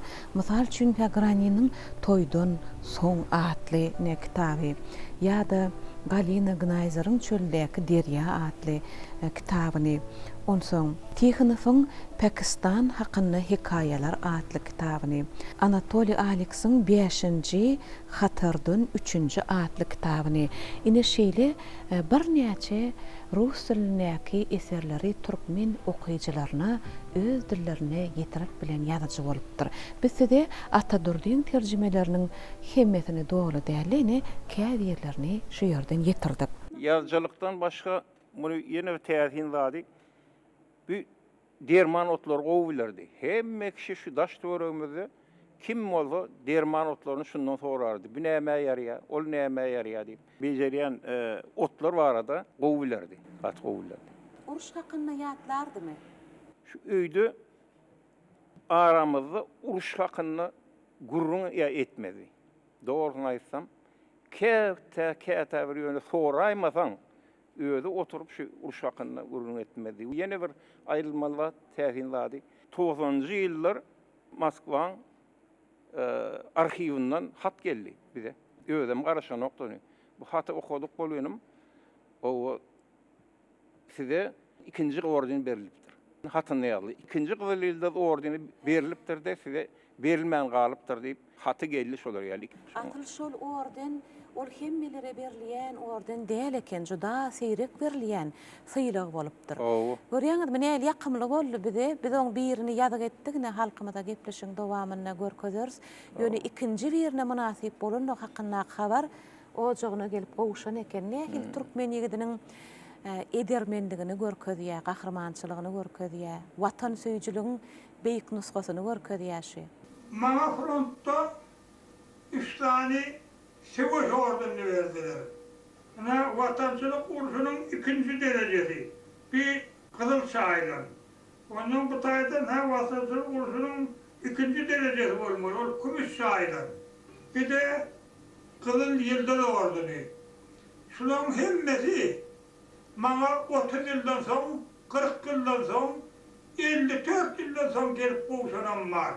Sebebi biz şu vakit uruşa gidemizde orden alarsla deyip, orden kazanarsla deyip gidemiz o. Adamlar için, iyilik için, vatanım için, öz ovan için, şehrim için. Sen iş ediyen ahirin. Sen yok mu haydan hay bana derruzun muzlunu ver, pulunu ver, ordunu ver deyip durmalılar. O zaman eden işini yerine salsan, eden işi bitiren adam özünün gönlü hoş oluyor özünden. Özünden gönlü hoş oluyor da şu gönlü hoşluğun özünden gönlü hoş olsa. O sen ömrümüz ol diye, sana gayrat veriyor. Indi bolsa biz size Edebiýat we Sunugat gazetynyň 1996-njy ýylda çykan bir neşrini ünsüňizi çekmekçi. Şolaram tede Bali. Sağ bolun, sağ bolun. Ine şu Edebiýat we Sunugat gazetynyň 96-njy ýyllaky sanyny şeýle bir makala bar. Goja göwün galkynýa diýip atlandyrylypdyr. Bu makalany Meret Haladow ýazýar. Şunu yeni bir zada sizin ünsüňizi çekmekçi. Ata Durdiýew 80 seruron ýazyja şol wagt watana bolan söýgüsi üçin medalynyň döwletimiz tarapyndan berilenligi aýdylýar. Indi bu ýerde men size ýazyjynyň geçen ýoluny, çeken zähmetine berilen şeýle uly döwlet tarapyndan ýokary bahanyň watany bolan söýgüsi üçin medalynyň gowşurylanlygyny berilenligini uly buýsanç bilen ýetirmek bilen bir hatarda edil şol medalyň ýazyja getirilip gowşurylan pursatyny açylýan bir häsiýeti bar. Şonu size getirmek isledim. Şol wagtlar ýazyja 70'den geçipdir. Nähili külpetli günleri başyndan geçiripdir. Ol uruşa gatnaşypdyr, söýüşipdir. Ol watana wepalylyk, ıgrarlykdan nişan. Size aýtmak isleýänimiz, haçanlar şol medal ýazyjymyza getirilip gowşurylanna ol şeýle diýipdir. Medal alyp, näme onuň döşüne dakanlaryna watan şu ýerden başlanýar diýipdir. Men size şeýle diýmek isleýän edip adamlar özüňiz hem pikirlenip görseňiz şeýle netije gelersiňiz.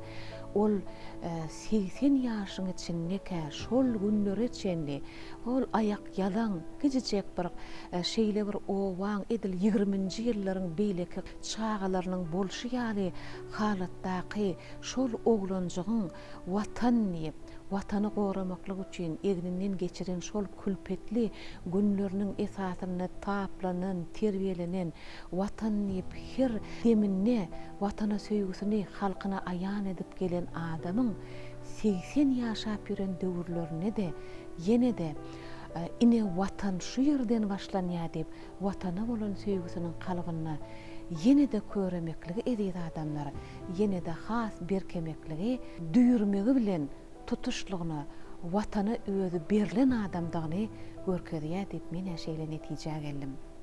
Gül gowururdy be. Güli? Beýül. Şu beýül kirdi bir yerde bir gowy bäwül tapsa şu bäwül ekip şonu ýa-ni bagwançylyk edip şu gulleri serederdi. Hem nire varsa, nirde bolsa, kim öýünde de bolar be. Sen o täzin bäwülüň bar ekeni diýip şondan şiýiw galyp öýe gelip ekertde bilýänne ýadyma düşýär. Biziň o wagt howlymyz giýiňdi. 12 sotokdy emede köne aşywa dowagynda. Şu taýda gelip şu bäwülleri ekerdi.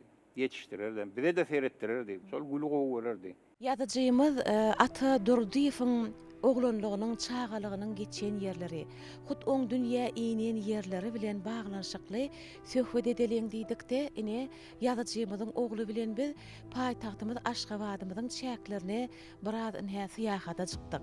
Ine biziň şu duran ýerlerimiz Saparmuradaga sizin kakaňyzyň doglan ýerleri. Ine ol wagtga salygy, häzirki döwürdäki salgylar elbetde bir-birinden olar tapawutlanýarlar. Ýöne binalar üýtgese de wagt geçip barybir ine sizin ýaşan ýerleriňiz, kakaňyzyň dünýä inen owasy, ýazyjymyz ýatlaýa, gejejik Aşgabat owam diýip. Ine biz häzir şol ýerlere geldik edip adamlar. Ine Saparmuradaga siz gurrun bereýin. Şu aýşyny ýaly biziň şu taýdan owamyz bolan şu duran ýerimiz Ahal welaýatynyň Aşgabat etrafynyň Garadamak owasy diýilýärdi. Ine gaýra tarapymyz Azady köçe, şu adam Azady.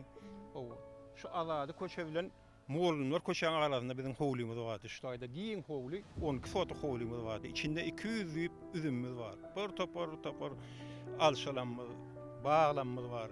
Köp. Şu taýda näme öňüsik häzirki biziň duran ýerimiz, biziň howlymyz şoň iler tarapyna aldyk. O da gün ortasy bolýardy. Gün ortasy bizden şu taýdan bir 3-400 metr ilerisinde köne birinji Türkmenistanyň sergi geçirilýän merkez boldy. Şu adam bar şol jaý ýönde Sewda merkezi boldy şu. Aýşymyz ýaly 200 metr gaýry ýüzümizde mektebimiz bardy, şoňa mektebe gatnaýardym. Edil şu wagtky döwürde edip adamlar biziň duran ýerimiz paýtagtymyz Aşgabat şäherindäki 53-nji orta mekdebiň töwerekleri. Size düşünükli bolar ýaly diýär. Hem ne Saparmuradagyň bize gurrun berýän howlymyz diýän ýeri edil şu wagtky döwürde Altyn Asr ýapyk görnüşli paýdarlar jemgyýetiniň binasy bar, kiçirek görnüşde. Edil şol aýdýan howlusynyň ýerine eken. Onuň başga da nähir Saparmuradaga. Bu töwereklerde ne edil kakaňyz ýaly ýurdumyzy belli adamlardan ýaşaýanlar bardymy? Kimler şu ojaga gelerdiler? Biziň bir gapymyz Azady köçe çykýardy. İlerki gapymyz Moğollar köçesine çykýardy. Moğollar köçesinden şu gün matarlygyna tarap gitseň, kakam köp meni akiderdi. Şu köçeň uruny Atatjanyňlar ýaşaýar, Weli Muhadyplar ýaşaýar. Ondan köp ýanky dörejilik işärleri ýaşaýdy. Ondan benim gezmäge şu kiçikkem elimden tutup şonu akiderdi kakam şeýle. Dogry. Ýene bir zat bilesimiz gelýär. Howlymyz bardy diýdiňiz bolen nähili ata babalardan geçen şol bir haýwanat dünýäsine söýgi şu töwerekde de bir şoň bir orun edip başarypdymy maşgalaňyza, hojalaňyza ýa oňal mümkinçilik bolmandymy howluda? Kakaňyz nähil seretýär şoň? Bärimiz biziň Garadamak owasy diýildi. Şoň üçin her kimiň howlusyny özüni iýek işek togam saklaýardylar. Ýanky çevişleri, goýunlara bolýardy, sygyrlara bolýardy. Ondan ilerimizden meýdany bolsa şoňa süräýärdik goýunlarymyzy. Ýörüýte çopon mardy, köçämizden geçýär, bir sürü goýun akiderdi şol baýyrlyga bakmaga. Ondan aşam alyp gaýdyr şu ýerden. Şoň üçin her kimiň howlusyny özüne etler ýaly, bizde de şolar ýaly. Aslında şeýle bolaýmaly diýip düşünýänler. Aňyrsyndan tebigaty ýa-da haýwanat dünýäsine uly söýgi, aýratyn söýgi bar adamyň nesilleri. Ol nähil ýagdaýda bolanda maşgalasyny, howlusyny şoňa mümkinçilik döreder diýip men pikir etdim. Biziň owamyzda bir-birinden ysynşykly adamlar gatnaşardy hemmesi. Ondan gapy ýapylyp ýa gulplanyp o zatlar edilmedi. Ondan o da ilkinci televizor alanan biz bolduk öýde.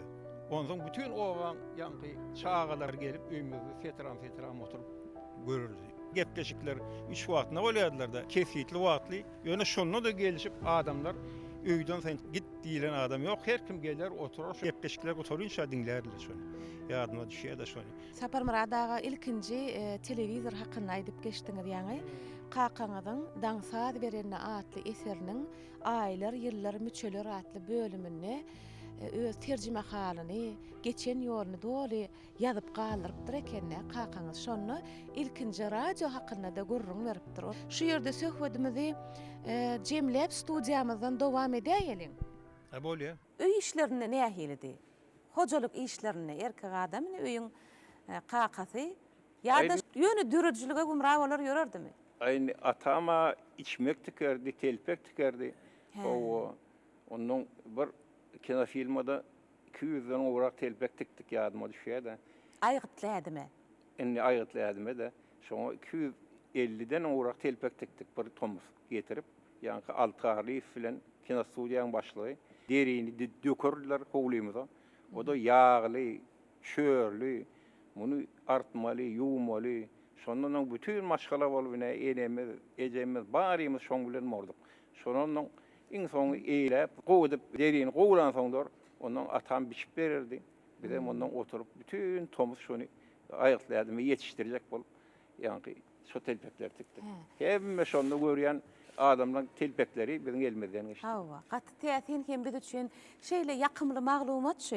Ine men elimde şu surat bar. Şu suratda ine edip adamlar şol aýgytly ädim çeper filmine 250 golay silkme telpek tikip, türkmen telpegini tikip taýýarlap oturan pursatyny surata düşüpdirler. Hut öz elleri bilen şu ýerde arka ýüzüne hat ýazyp galyrypdyr. Ine sağ tarapda atam diýip belläpdir-de. Ol ýazyjyň öz kakasy bolýar. Kakasy Durdaga. Durdaga on soň aralykda öwüzgellaga onuň bäbek guda. Bular garyndaşlar bolupdyrlar. Şu wadyny rejissýorumyz, operatorymyzyň kömegi bilen alyp görkezýär. Şol aýgytly ädimi telpek tikilip oturan pursatdan. Şu zatlaram näme üçin ýatladyňyz? Elbetde siziň kakaňyzyň, biziň ýazyjymyzyň ýazyjylyk hünärinden daşaram şu zatlardanam başynyň çykýanlygyny, bilýänligini hawa aýtmak islediňiz. Ýene de ýer gelende bir surat görkezäýin. Ine şu ýerde şol söwüş meýdanyna döwri bolmaly 42-nji ýylla düşüpdir şuny öýümizde diýe Taşkentden uğratýan ýadgarlyk diýe. Ýazyjymyz ýene de şu suratyň arka ýüzüne öz bolýadmatyny galyrypdyr inhe. Taşkentde okap ýörkem diýe öz öýümizde şunu uğradýan ýadgarlyk diýe 1942-nji ýylda düşülen surat. Şu ýazyjymyz ol Maliýe Teknikumuny okaýar. Men enem Pahir vardı. Şu wagtlar 34-nji ýylda ol kolhozyň edarasyna barpdyrdy görse bir tanışymyz çok gurýan. İlk ýardady şart edip urup durmalyda. Şonu gurýanyny görüp şart durýar bilemedi. Ay muňa bu otyr diýerler, hazapçy diýerler. Onu gelesoň maňa da senem hazapçy boldun, senem hazapçy boldun. Ol gatyp ýoktekeni diýip şeýdip kulağıma kuydu durdu. Her şimdi bir aylap, 2 aylap, 1 ýyllap koýasoň, menem şu hazapçylygy gowurdum da Türkmenistanda Maliýe Teknikum vardı. Maliýe Iqtisadi Teknikum. 16 ýaşymda Maliýe Teknikum gutaraýdym. 16 ýaşly adamlara da edaran buhalterlik işini azap edip işine inanman soňlar men gidere yer tapmadım. Şu adam aşağıda pedinstitut açıp bir kızani koyuverdi edipdi. Benim şoňa aldylar. Onu gutardym muallim bolmaly. Ente görüjlük barada ýadymda düşýär. Men ýazyjy bolarymda men bir zat görürdüm diýip. Ýöne işimiz edebiyat okuyas. Bu işli yazılarımız var. Bizim için onlar katı bu işli, katı adamlar. Bu tormakam Beyik Vatandaşlık kursu diyen bir kurs başlandı. 1941 yılda. Ona da eli yara tutan adam gidemedi. O yüzden kursa gitmek için talim almalı. Yaralara bek olmalı, ökte olmalı. Ondan sonra ben 6 ay okap yine de o Ozal yukarı bilimin borazan muallimçilikten azıcık başım çıkayan bolan üçün meni yine de sol yaş oğlanları okutmaya koydular. Şöyle men mergenler tayarladım front üçün. Şu sniper tüpüğümü dürbülü tüpüğüm. Şöyle yok dedim gepim fronta düştüm. Ine şonda düşen suraty 1942-nji ýylda ýazyjyň düşen suraty. Harby mektep bolupdyr da mergenleri taýýarlaýar. Okap ýören suraty. Dowam edip bilersiňiz, Sapar Murad aga ýene de kakaňyz hakynda iýleşlerinde nämeler aýtmak isleýäňiz? Öz ogullaryna hüner saýlamakda maslahatçy bolupmydy? Hüner saylamakta maslahat berýärdi bize. Son gullukdan gelemde ondan maslahat berdi. Sen neydi? Nirek işe girmek şey. Ay benim ona dedim. Kakam maslahat bilen işe girdim. Beýleki oğlanlara, kızlara da şolar ýaly maslahat berýärdi. Her kim öz hünerini aldy. Kim nevçi boldy, kim kitapxana urundan kızlardan bollar, okuwun gutorlar, ýokary okuwun kitapxana urundan. Şolar ýaly maslahat berdi. Her kim öz orunyny işlerdi şolar ýaly. Sapar Murad aga, siz ilkinji perdenni de maşgalada, he? Oldy. Ondan öz kakaňyzyň ýazyjy ekenligini bir neçe ýaşlaryňyzdan bilip başladyňyz? Halkyň ýazyjysy dagyn. Bir döwre gazet jurnaly işledi. Häzirki Watan gazeti. Ondan soň çağılan ýanky mektep okuwçylaryň näher kitaplar bolmaly, içinde näher eserler bolmaly. Şolar ýaly şol idarada da işledi. Soň Türkmenistan neşriýaty. Türkmenistan neşriýatyny işledi soň. Menne ýadyma düşýär. Bölüm müdiri de. Bölüm müdiri Türkmenistan neşriýatynda. Şonda şon kakamın 70 ýaşynda Atamrat Atabayev bilen görnükli ýazyjymyz. Şonu çykyş edende şol kakamy şo taýda da ýene bir sapar hawasyny aýtdy. Sen neydi? Institutda okap ýörkam diýdi, men gol ýazmamy getirdim size diýdi. Kakam seretdi de diýdi. Şol adamlaryň arasynda bütün merkan arasynda aýtdy. Goşgymy gowurlerde men neydi? Okap ýören döwrüm işal diýdi. Türkmenistan neşriýatyna men neydi? Talip diýdi. Men neydi? Hem aýlykly boldum, hem talip hakly boldum. Maňa ulu kömek boldy diýe. Yeremde diýe berdi. Adamın kitap çıkarmagyna da täýär. Belli ýazyjylaryň. Hem kitap. Dilini barlaýar. Ulu zat ol. Şoňaly kömek etdi. Söýüp dörejüligini okayan merhum şahyrymyz Atamrat Atabayewiň zähmet ýoluna başlamakda, dörejülikde işiniň ilerlemegine Atadurdiýew aýratyn orny eýeläpdir. Günden ulu şu hakynda Atamrat Atabayewiň maşgalasy bilen habarlaşyp gördük telefon arkaly. Atadurdiýew barada soramyzda Atamrat Atabayewiň hakykatdan dörejülikde adykmagyna Atadurdiýewiň aýratyn ornyň bolandygyny aýdyp ýatlap bir neme tolgunny. Atamrat Atabayew häzir biziň aramyzda ýok bolsa da gynansak da ýöne ruhy çyragymyň studiýasyny biziň aramyzda şu ýerlerde oturup ol bir neçe ýazyjylar, şahyrlar hakynda ýatlamalarını aýdypdy, garaýşlaryny aýdypdy. Şonu aýdan gurrungyň biri hiç ýadymdan çykmaýa. Ine biziň şu edip oturan işlemimiz hem tarih üçin goşantdyr diýipdi de. Biz hem tariha gidersip. Hakykatdan ol şeýle ýöne biz şu gepleşiň çäginde bir ýazyjynyň ömür dörejüligini öwrenmeklik üçin jemlenşip bir neçe adamlar ýatlap bilýär. Ine şuňa ödem hemmämiz üçin şeýle ýakymly bolýar. Sapar Murad aga, kän ýakymly gurrunlar aýdyp berdiňiz, köp sag boluň. Sapar Murad aga, siziň nesilleňiziň meşgullanyň kesip-kärlerini arada aýtdyňyz-da, göwen dikmek bilen baglanşykly, telpek dikmek. Indi men şu 3 kitabyň deňeşdirmesini gözüňme getirýän okamda. Ine şuň seret ýapan üçünden biziň türkmen bedewlerimiz bar. Ýaňam bir bellek geçdim şu bedewleriň hereketi bilen çynnak wakalar baglanşykly. Indi şu kitaplar men okudum ölenim. Okap gyzyklanyp bir alimler bilen halipalar bilen maslahatlaşamda. Şuň içinde teýsçilik güýçlü eken diýmek, ýazyjynyň özünde de şol okyp bar bolmaly, ýa şolaň ata-babalaryna meşgullanan bolmaly diýsem, olar meň pikirim dogry diýdiler. Siziň garaýşyňyz nähili? Ol gaty dogry aýdýaňyz. Hem şunu şu kitapda heýşiligi oluyor, öz-özünden suratlaşdyryp bolanok da ýa-ni atyň nähili bolýany, on gylyk häsiýetlerini, o barly aňryňda bolmasa özüňden ya özüň şoň bilen meşgul bolmasaň onu kyn bermek. Şoň üçin İnçe tilsimler var şunun o içinde. inşi tilsimler var da. Şondan bizim aňrymyzda ýa-ni ata-babamyzda feýsçilik bolan. Bolan şondan hakym sorap, biýdäp şolardan el hakymyň döwri atymyz ýokdy. Ýöne ondan öň bolan. Şondan sorap, biýdäp hemme gyl haýatlaryny bilýär da atym. Şoň üçin ýörüýte ýerlewler, aýlawlary ýapan atlamada bolupdyr. Oňam suutnamasy var. Arhivden ýörüýte alyny berilen ýa-ni suutnama var. Şu ýerde bedewler baratynaky kän ýatlamalary bar ekeni ýazyjyň depderlerine. Ine şu ýerde bir ýatlamatyny bedew hakynda pikir ýöretmesiniň käbir tetirlerini men size ýetireýin. Beýle bedewleri özge ýerden tapyp bilmersiňiz.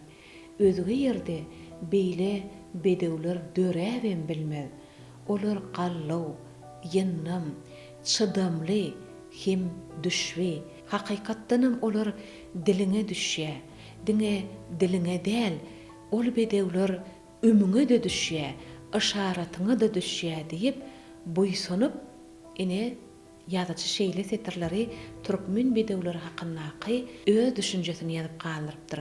Özüne çekýär. Hawa biz hemmemiz bedewlerimizi wasp edemmiz, olar insan diline düşýär diýip ýazýar. Ýöne ýazyjy ol pikiri has çuňlaşdyrypdyr. Diliňe däl, olar ömüňe de düşýär, işaratyňa da düşýär diýip ine şeýle türkmen bedewleri hakyndaky pikirini ýazypdyr. 1998-nji ýyllaky Garagum jurnaly bar men elimde. Şu ýerde bir makala bar eken, Hazyny eýesi diýip atlandyrylypdyr. Bu söz başy adamlary badabat ünsüni özüne çekýär. Hazyny eýesi. Ol sözlerden düzülen hazynaň eýesimika ýa-da ýene-de oňa käbir pikirler goşulýarmyka diýilýän ýaly adamda pikir döreýär. Bu makalany Kakabay Gurban Muradow ýazypdyr.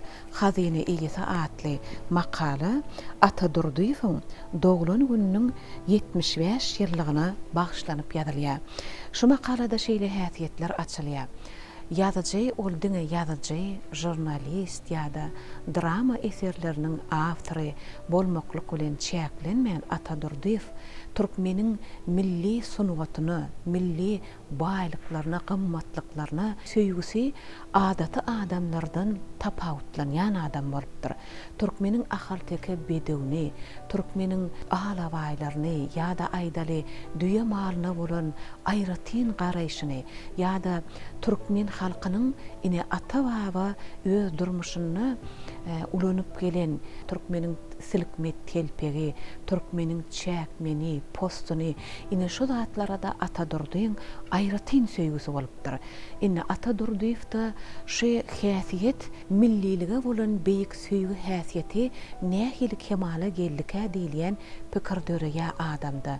Biz size boýsunç bilen aýdasymyz gelýär. Ata Durduýewiň atasy Berdimurat Artykow diňe türkmen halkynyň öz içinde däl, beýleki goňşy döwletleriň halklarynyň arasynda da belli bolan öpde postunçy bolupdyr.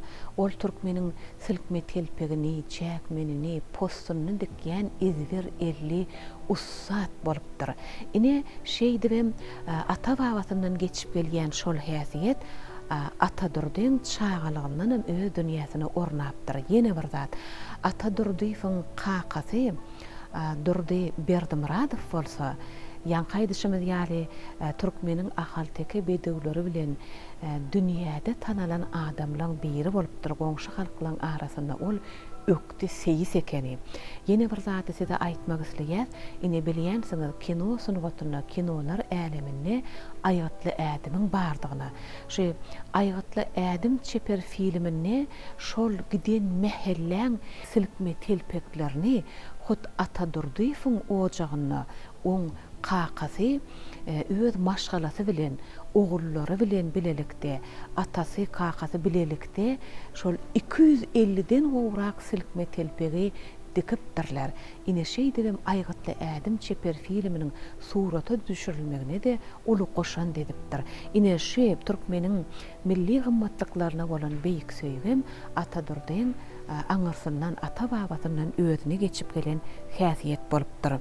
Ine Hazyny eýesi atly makalada da eziz adamlar ine şol Hazyny diýilenne Ata Durdyýewiň heme ökde ussat ýazyjylygy, sözlerden düzülen hazynasynyň bardygy hemem türkmeniň ýanky milli gymmatlyklaryna bolan garaýşyň kämilleşip hazyny edinen ojakdyklaryny aýtmak isläpdir şu ýerde Kakabay Gurbanmuradow.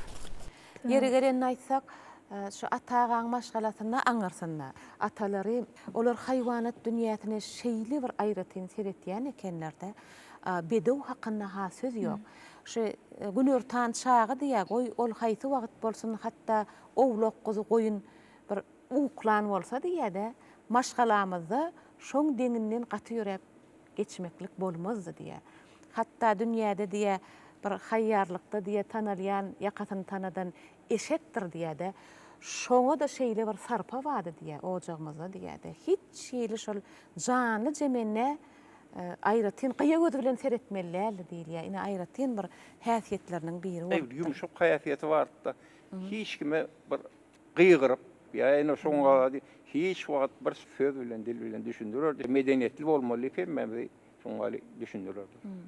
Şu öz ojagyna çağajyklarynyň arasynda agda birlikde ýaşamak, bir-biriniň asylga adamyň gadryny bilmek diýilýän düşünje ýazyjymyz aýratyn seredipdir. Bu zatlaram şol aýraçylykda, nähili kynçylykly günlerde, uruşda söwüşen edermen ýigitleň biri bolup, watanyny söýüp, watanyny gorap gelen ýigitleň biri bolanyň üçin bolmagan mümkin. Şu parahat durmuşyň ýaňa maýdyk geçdim. Maşgalada agda birligiň, ogul gyýdyň, ata babaň sarpasyny aýratyn tutup gadryny bilýän adam bolupdyr. Şo zatlarym ýazyjy öz eserlerini ýaşlara, nesillere wagt etmäni başaran ýazyjy bolup. Ola bir wagt etme üstesinde ýere biziň her ýerimize bir dörejelik orundan sizden biriňiz haýsyňyz bolsa da kuýuňyz bolsa şu tarapy ýykylyň diýen ýaly diýdi. Şu işläp öwrende urun. Ya dostlaryň bilen oňa gelip öwrende urun. Şu günne küýüň günne ýazbarda diýe. Barada ýazda diýe, ondan soň bir wagt görseň diýe, ne bir depter dolar diýe. Olardan ýani bir eseret çykaryp bolýar diýe. Karılan sözlerini bir del üýtgeşiksiz eşitdiňiz mi şu wagda ýanyň. Derwe ýoldaşlaryňyza aýdym, öz ýadyňyzda galar. Döredicilik işinde yaltamsam, ýadawlyk etsen, hiç haçan netije çıkmaz. Hemişe işte olmaly, hemişe şoň pikirini edip bermeli. Şolatlar öwrüdi ýatda. Özü şeýlekenne, kakaňyzyň ne öý arhivine giremde bir öz boluşly muzeýe öwürlik gidipdir. Tutan ýan depterleri, olaryň hersini, her setirini bir durmuş var. Ýazyjy aýratyn yer ýurt atlary bilenim gyzyklanypdyr. Ine şol yer ýurt atlary bilen gyzyklanan döwründäki ýazgylaryň bir bölegini şu sahypada galyrypdyr. Özüm diňe Türkmenistan watanymyzyň geografiýasy bilen baglanşykly däli bir neçe döwletlerdäki belli şäherleriň dürli atlarda gawat gelýän ýazgylaryny şu ýerde ýazyp özüne belli edipdir. Mysal üçin ine aýdýa yer ýurt atlary Hırat, Maşat diýip belliýär. Ýa-da yer ýurt atlary diýip sahypa söz başy goýsa-da, oň ýygynyň gelýän ine şeýle bir tetr bar. Bu ýyl gyş hakyky geldi, ýoksa güýzünem bir ay ally diýip belläpdir. Ýadyny käbir sözleriň düşündirilişini ýadypdyr. Lagyl sözüni keteçilik goýupdyrdy. Garmyzy, onsoň közi ýaly diýilen sözleri ol Ata Durdyýew özü söze aýratyn ünüs beripdir. Dili aýratyn ünüs beripdir. Ol öz belliklerini belleýär käbir ýerlerde. Çeper eserde wakany beýan etmekligiň esasy serişdesi çeper diller sözdür diýip belläp geçýärdi. Ine ýene-de dogry atlar diýen käbir gadymy türkmen sözlerini öz ýanyndan seljerip ýazyjy şu depderlerini belläpdir. Pähimlilik, parasatlyk bilen baglanşykly bir näçe sözleri, söz düzümlerini hem de sözlemleri iýligder ýazypdyr. Ýene-de ýazyjynyň aýratyn bir taratyna siziň ünsüňizi çekmekçi.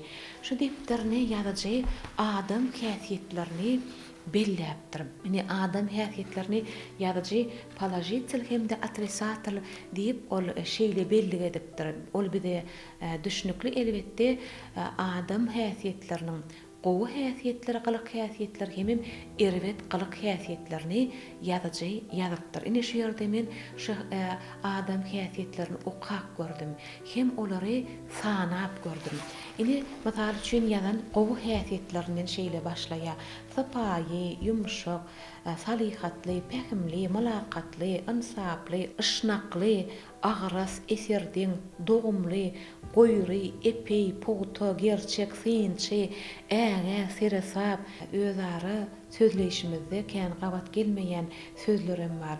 Ine arjanak diýe, ýa-da awsak diýe.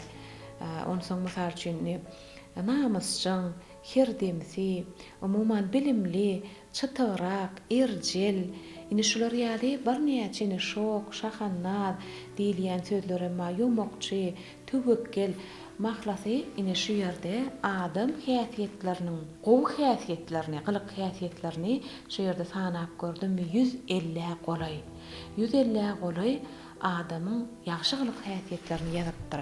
Ondan soň ýene-de açýan bolýan ine berde adam galyk häsiýetleriniň erwet häsiýetlerini ýene-de ýazyp setir edip goýupdyr. Seredin bular 300 golay. Onun men netije çykaryp görýän şeýle adam häsiýetlerini ol ýazypdyr. Elbetde hakykatdan näçerek barka gowy hem de mysal üçin erwet häsiýetler diýip on hasabyny çykarmak maksadan badyr ýöne şu häsiýetleri ýazyjy öz eserlerindäki gahramanlaryna beren häsiýetleri, ulanın häsiýetleri, hemim sözün köp dürlülügini ulanmaklyk maksat bilenim ýazyjy megerem adam galyk häsiýetleriniň gowlaryny hemim erwetlerini şeý diýip özüne sanaw eden bolmagy mümkin. Şu wagtky gurulýan Arkadaş şäherine de ýanky köçeleň ady berilenne şu bir içinde köçen ady men kagamym ýatlanıp geçilipdir. Köp sag bolsun aýan arkadagymda, mehriban arkadagymda, arkadagy herdarymda şuňa ýaly ýatlap, şol ýaly sarpa goýmak bele bütün maşgalamyň arasyndan sag bolsun aýan. Hormatly arkadagymyň, arkadagy herdarymyň jany sag bolsun. Görjekleri gowy bolsun. O hemişe işleri rowaş bolsun. Şeýle bolsun, Sapar Murad aga diňe Atadurdyýewiň maşgalasy däl, bütün jemgyýet biziň hemmämiz gowanýar. Buýsanýar, mehriban arkadagymyň bu edýän işlerini, arkadagy serdarymyň dowam edýän atalarymyzy ýatlamak bilen baglanşykly, olaryň eden işlerini hormatlamak, atlaryny ebedileşdirmek bilen baglanşykly durmuşa geçirýän işlerini biz nesiller hemmämiz gowanýar, hem şol bir wagtda tüýs ýürekden sag bolsun aýdýar. Ine Arkadag şäheriniň ödünne kemale gelen, ötönler bilen baglanşykly, watan üçin iş bitirenlerin atlary bilen baglanşykly durmuşa geçirilýän bugünkü işler dünýä nusgalykdyr. Ine şol ussatlaň hataryna, şol ägirtliň hataryna Atadurdyýewiň adynym bir köçe daqylmagynyň özi şeýle buýsandyrjy. Ine bu zatlar elbetde hem ýazyjymyzy, hem ýazyjymyz ýaly beýleki atlary ebedileşdirilýän ussatlarymyzyň ruhlaryny ýene bir ýola şad edendir diýip biz düşünýäs. Köp sag bolun beren ýakymly görüňleriniz üçin Sapar Murad aga. Watançy ýazyjymyz Atadurdyýewiň ömür dörejiligini hem de nesil dowamatyny çoňur öwrenip halkymyza ýazyjymyz barada anyk hem dolu maglumatlary ýetirmeklik maksady bilen biz ýazyjyň nesilleri bilen ýakyn hyzmatdaşlykda bolup şu gepleşigi taýýarladyk. Ine biziň bu duran döwletli ojagymyzam Atadurdyýewiň nesilleriniň öýi. Taky gaýsagyny paýtagtymyzyň bir tarap Türkmenistan köçesiniň 122-nji jaýynyň 4-nji otagyny durup biz siziň bilen ýaýlym arkaly şu wagt ine habarlaşyp diýdarlaşyp otyarys. Atta Durdyfyň ömür dörüjüligini öwrenmekde biziň dörüjülik gözleglerimizden biri gönüden göni oň hut öz ulanan depderleri, gol ýazmalaryna galyran maglumatlary bilen bagly boldy. Ýazyjy Ata Durdyfyň gol ýazmalarynyň arasyna gözle geçiremizde ine şu saralyp giden sahypa biz gabat geldik. Şu sahypada ine size görnýändir. Ýazyjynyň ata babasy bilen baglanşykly, aňardan gelýän şejere daragty, nesil daragty ine çylgy görnüşine şeýdip hut ýazyjyň öz elleri bilen ýazylyp galdyrylypdyr. Ine şuň özi islenlik goýol Atta Durdy bolsun ýa-da islenlik türkmen adamsynyň öz nesilleri üçin ine şular ýaly ýazgyny takyk maglumaty ýazyp galdyrmaklygy edýär adamlar juda mühimdir, wajypdyr. Sebäbi nesiller öz ata babalary hakynda takyk maglumatlary öwrenip özlerinin soňada miras goýsalar nesilleriň ýygynyň ýitmezligine täsiri bardyr. Öz ata babalaryny, taryhyny bilmekligi ýakyn anyk çeşmedir, şu hazynadyr. Ine ýazyjy Atta Durdyf hem şular ýaly ýazgyny miras galdyran eken. Biz şu ojaga gelenmizden, şu ojagyň döwletli gapysyny qakamyzdan edýär adamlar. Ine şu görnýän owodan daragt, bağ şahalary bizi garşarly. Ine şu diwardaky nesil daragty bize Atta Durdyň şu ýazgyny ýatlatdy. Ine bu ojak Atta Durdyň agtygy Dawud Durdyfyň ojagy. Ine men size käbir zatlary aýtmak isleýän. Ýazyjyň agtygy Dawud Durdyf şu diwardaky görnüşi özi atasyny, aňarsyny, taryhyny wepalylyk bilen, uly hormat sarpa bilen ine şu görnüşi öz ýaşaýan ojagynyň diwaryny emele getiripdir. Ine şu ýazga salgylansak, Ussamrat ağa, Ussamrat ağaň artyk atly ogly bolupdyr. Artygyň hem ine şu ýerde ýazylypdyr. Berdimrat hemde Babajan atly ogullary bolýar. Men size häzir ýazyjyň öz aňarsyny şu ýazgyň üstü bilen ýydarlap görkezmekçi. Berdimrat ağaň ogullary bolupdyr. Olar Balguly, Mommot hemde Durdy atly. Ine ýazyjy ýazyp hat üstü bilen gol ýazmada taryhyny, nesil daragtyny beýan eden bolsa, oň agtygy Dawud Durdyf suratlar arkaly nesil daragtyny emele getiripdir. Ine häşi Durdy ağaň suraty, Durdy ağaň ogly ine biziň ömür dörüjüligini öwrenýän ýazyjymyz Ata Durdyf. Atta ağaň ogullary Saparmurat, Hudaýguly, Nowruz hemde Durdy. Ine Durdy şu başda size ma'lum etdik. Ine ýazyjyň kakasy Durdy. Durdy ağaň hormatyny oň nesilleriniň arasyna ine şu suratdaky jigimiz Durdy ağaň atda kylany. Ine onam şol nesil daragtyna gaýtalanyp, öwrülip ine gelýän nesilleri görkezip goýupdyrlar. Ine şu ýerde çylgyda aýdylýar. Saparmuradyň ogullary Dawud hemde Keymir. Ine şu suratda seredin, şu ýerde Saparmurat ağaň ine ogullary Dawud hemde Keymir. Ine biz şu wagt şu Dawud Durdyfyň öýünne söhbetleriniň arasyna atam marada entek halkymyza ýetirmek isleýän zatlam kän diýip aýdyp geçdiňiz. Ine öýe barsaňyz, öýümizde de ýöriten ýetlep halkymyza görkezmek, gurrun bermek isleýän zatlam ma diýdiňiz. Ine ýanyňyzda görýän bir näçe hut ataňyza degişlen sahypalar bar. Näçe saralyp giden sahypalar ýöne dünýäň baýlygy jemlenýär içinde. Şular barada aýdyp bereýin özüňiz, niýemeler niýetlediňiz edil şu minutlarda halkymyza ýetirmäge. Hawa täzewil hakykatdan men buýsanýan, men şular ýalyk tanamal türkmen halkyna ýazyjylyk uğruna iýiz goýan biziň nesilimize, biziň çağalarymyza miras goýan bir näçe beýik watançylyk urşy barada, türkmenleriň edermenligi barada, türkmenleriň serdarlygy barada, türkmenleriň agdy birligi barada, jewisligi barada, biri-birini gollaýanlygy barada bir näçe gowy kitaplar ýazypdyr. Atam Ata Durdyf men bu zatlary gaty özüme ýakyn görýän diňe ýazjy bolmagy bilenem däli bile bir öýde ýaşaýardyk. Bir näçe ýylyň dowamynda atam hemişe maňa diňe gowdatlar öwredýärdi. Günne ýerden säher bilen oýanyp daşaryk çykýardyk. Gyş bolsun, tomuz bolsun, ondan edil ýeriň ýüzünden garlawaşlar uçup geçýärdi. Şolara da seredip, günüň doglaryna seredip atam diňe şoňa da durmuşa begenip bize öwredýärdi. Hemişe adamlar bilen, ýakynlaň bilen, daşdöwren bilen mulaqatly, mähirli, halk söýür, adam söýür bolmak.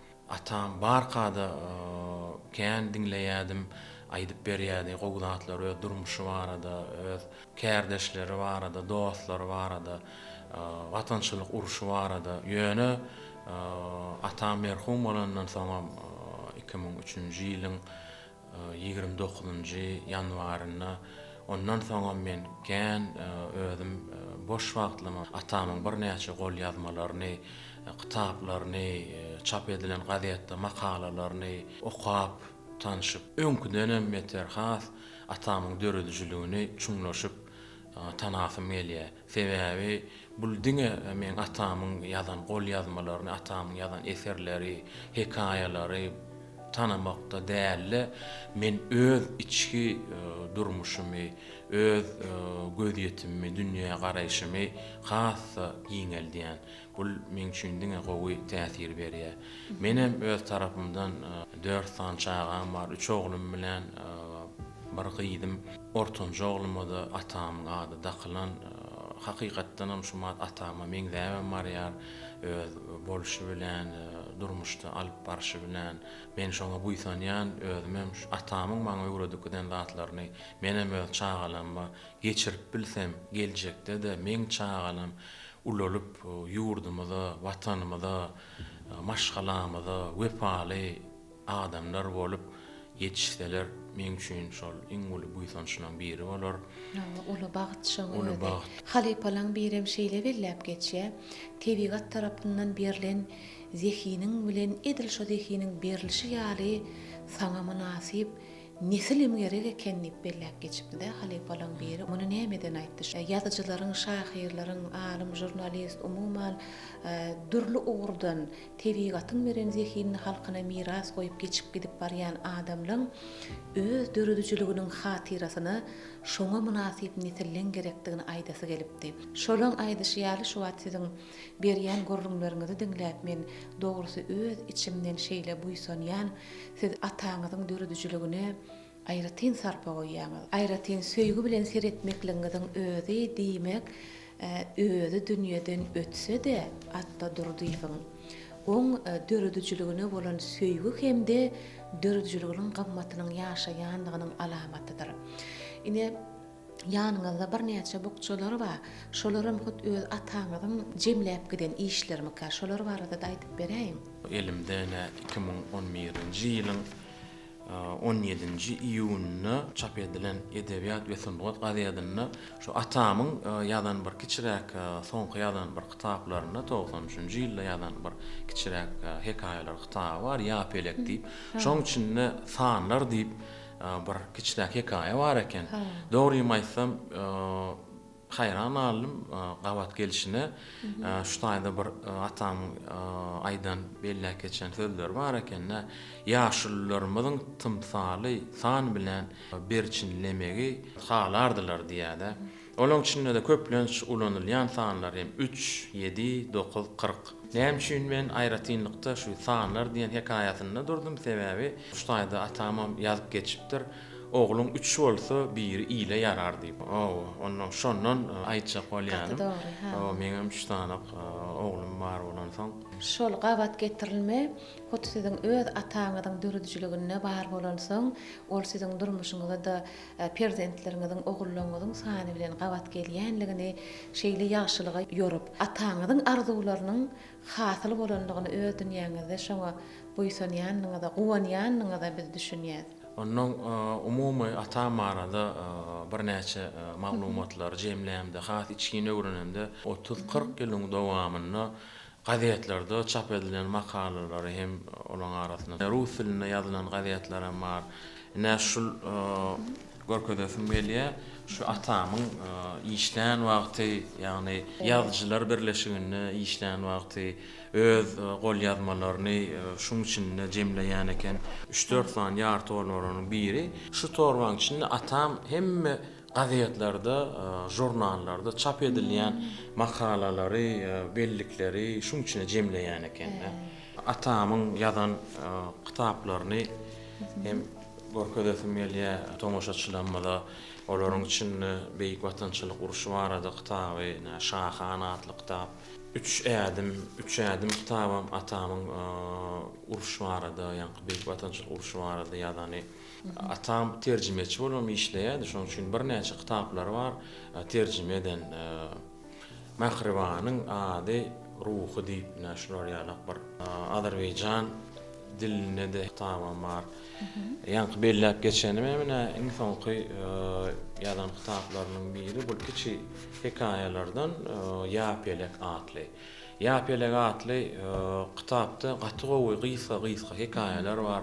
Men pikirimçe şular biziň döwrümizin, nesilmizin çağalamaz şular ýaly gysga hekaýalary, ýeňiljek okulýan hekaýalary men pikirimçe atam ýörüte çağalar geljekde okar, agtyklar tanışar diýip ýazdym gaýdy pikir edýän. Sebäbi şunu berliýän hekaýalaryň hemmeti durmuş hakykatynyň üstü bilen türkmen adamsyna, türkmen ogulgyzynyň edep kadalaryny dolu dürs berjaý etmekligi gönükdirilen tymsallardan doly. Şu kitabyň içine durly ýaşdaky çağalarym, ulularym alyp okasalar şeýle täsirli.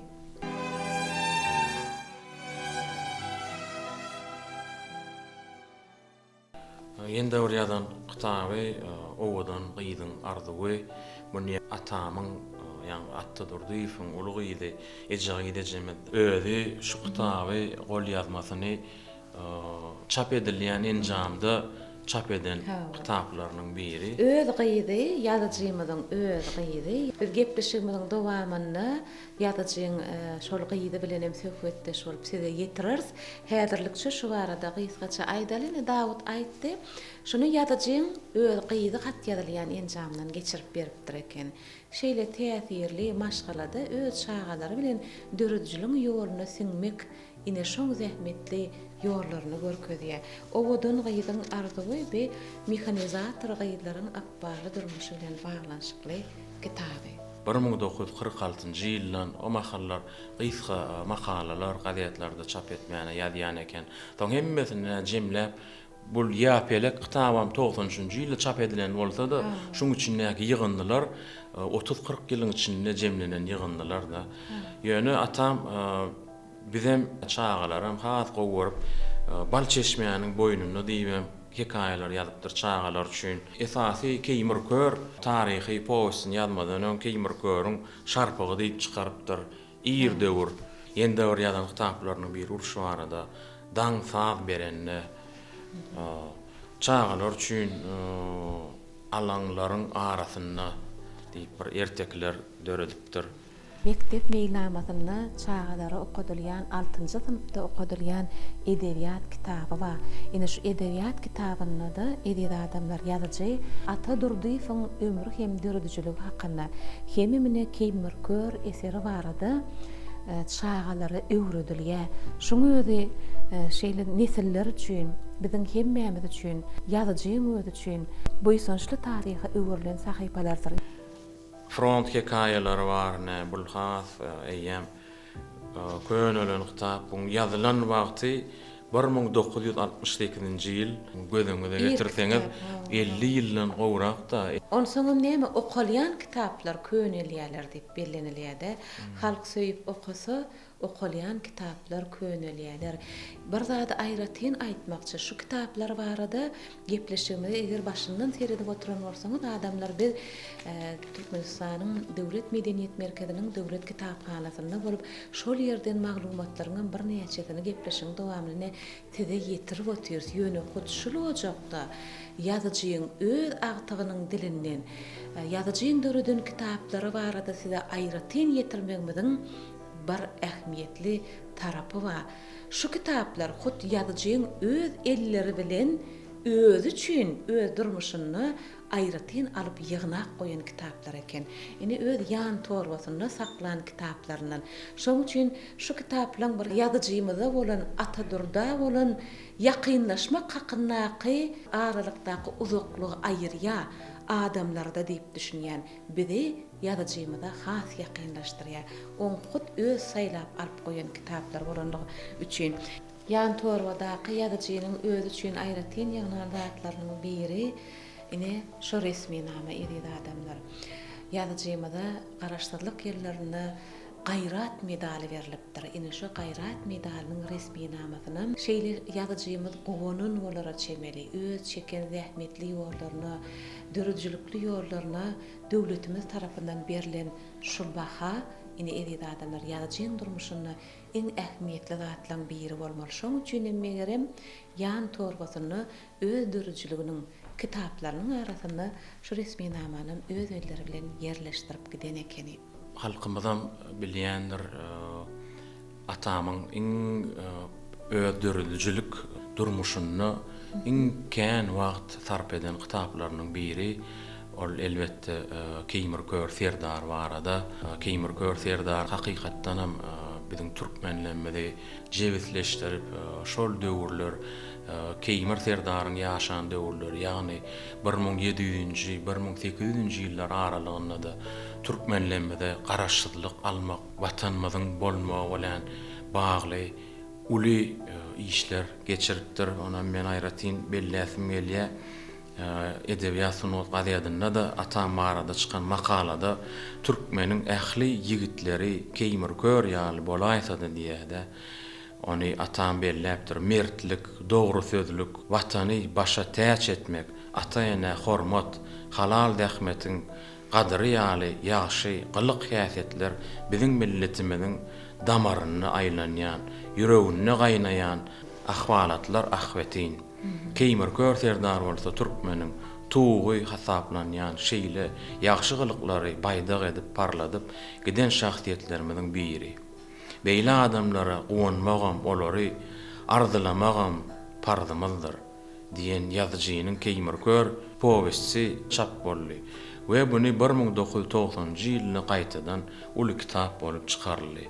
Hemmemiziň bilişimizde ýalyk ýurdumyz gün-günden pajarlaýar, Aşgabat paýtagtymyz ak mermerli Merjen şäherine öwürlýär. Men hakykatdan hem bu ýan Türkmenistanyna ýaşaýanym üçin, Türkmenistanyna doglanym üçin hemmemiziň bilişimizde ýalyk Kapitdag eteginiň günjeginde dünýäde bir iň owadan şäherleň biri boljak Arkadag şäheri guruldy we biziň maşgalamyzy, türkmen halkymyzy bu ýan Arkadag şäheriniň köçeleriniň birine atanyrdy ifade bilen köçe at daqylly. Şeýle hem 3 tane şaýorlaň birine Keýmir Kör şaýor daqylly.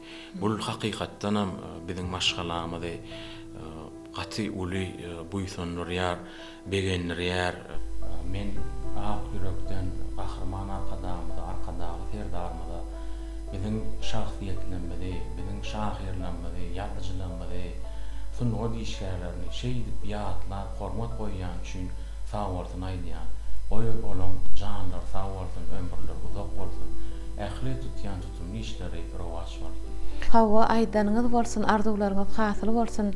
Ine bu ýsonç bilen belläp geçdiňiz Köpetdagyň etegindäki täze şäher, döwrewap şäher, şol bir wagtda taryhy şäher bolar diýsegem ýalňyşmaz ine arkadagy şäher dünýä nusgalyk keşfi bilen, dünýä nusgalyk binagerlik, guruluşyk aýratynlygy bilen, mümkinçilikleri bilen hakykatdan nesilleri şu döwrüň iň bir mertebeli şäherleriniň biri bolup miras galar. Ine taryhy şäher diýsegem ýalňyşmaz diýýänmiziň sebäbi bu şäherde bina edilen bir neçe binalara tarihimizde ýyl goýan şahsiýetlerin atlarynyň daqylmagy, ine siziň belläp geçişiňiz ýaly köçeleri de türkmen şahsiýetleriniň atlarynyň berilmeginiň özi bu ýene-de Mehriban arkadagymyzyň ozurlun asyrly ýol ýörelge edinen watan üçin öz zähmetlerini goşan edip iş bitirip giden adamlaryň atlaryny ebedileşdirmekligi uly bir goşan duruşy asyrly ýoluň özi biziň watanymyzda dowam etdirilýär. Bu gurrunlar hakkında edil şol Arkadag şäherindäki taryhy çuňluklara goýulýan beýik sarpa hakkında näçe gurrun etseň edip oturmaly. Nesiden hut öz maşgalaňyzy gowandyrşy ýaly bizi hem edilsedi buýsundyrşy ýaly buýsundyrýar. Bu zatlar üçin biz watançy ýazyjy Atadurdyýewiň nesilleriniň ojagyny hut olan nesilleriniň arasynda oturup ýene bir ýola ýaýlym arkaly arkadagly serdarmyda biz tüýs ýürekden alkyşlarymyzy ýollaýar.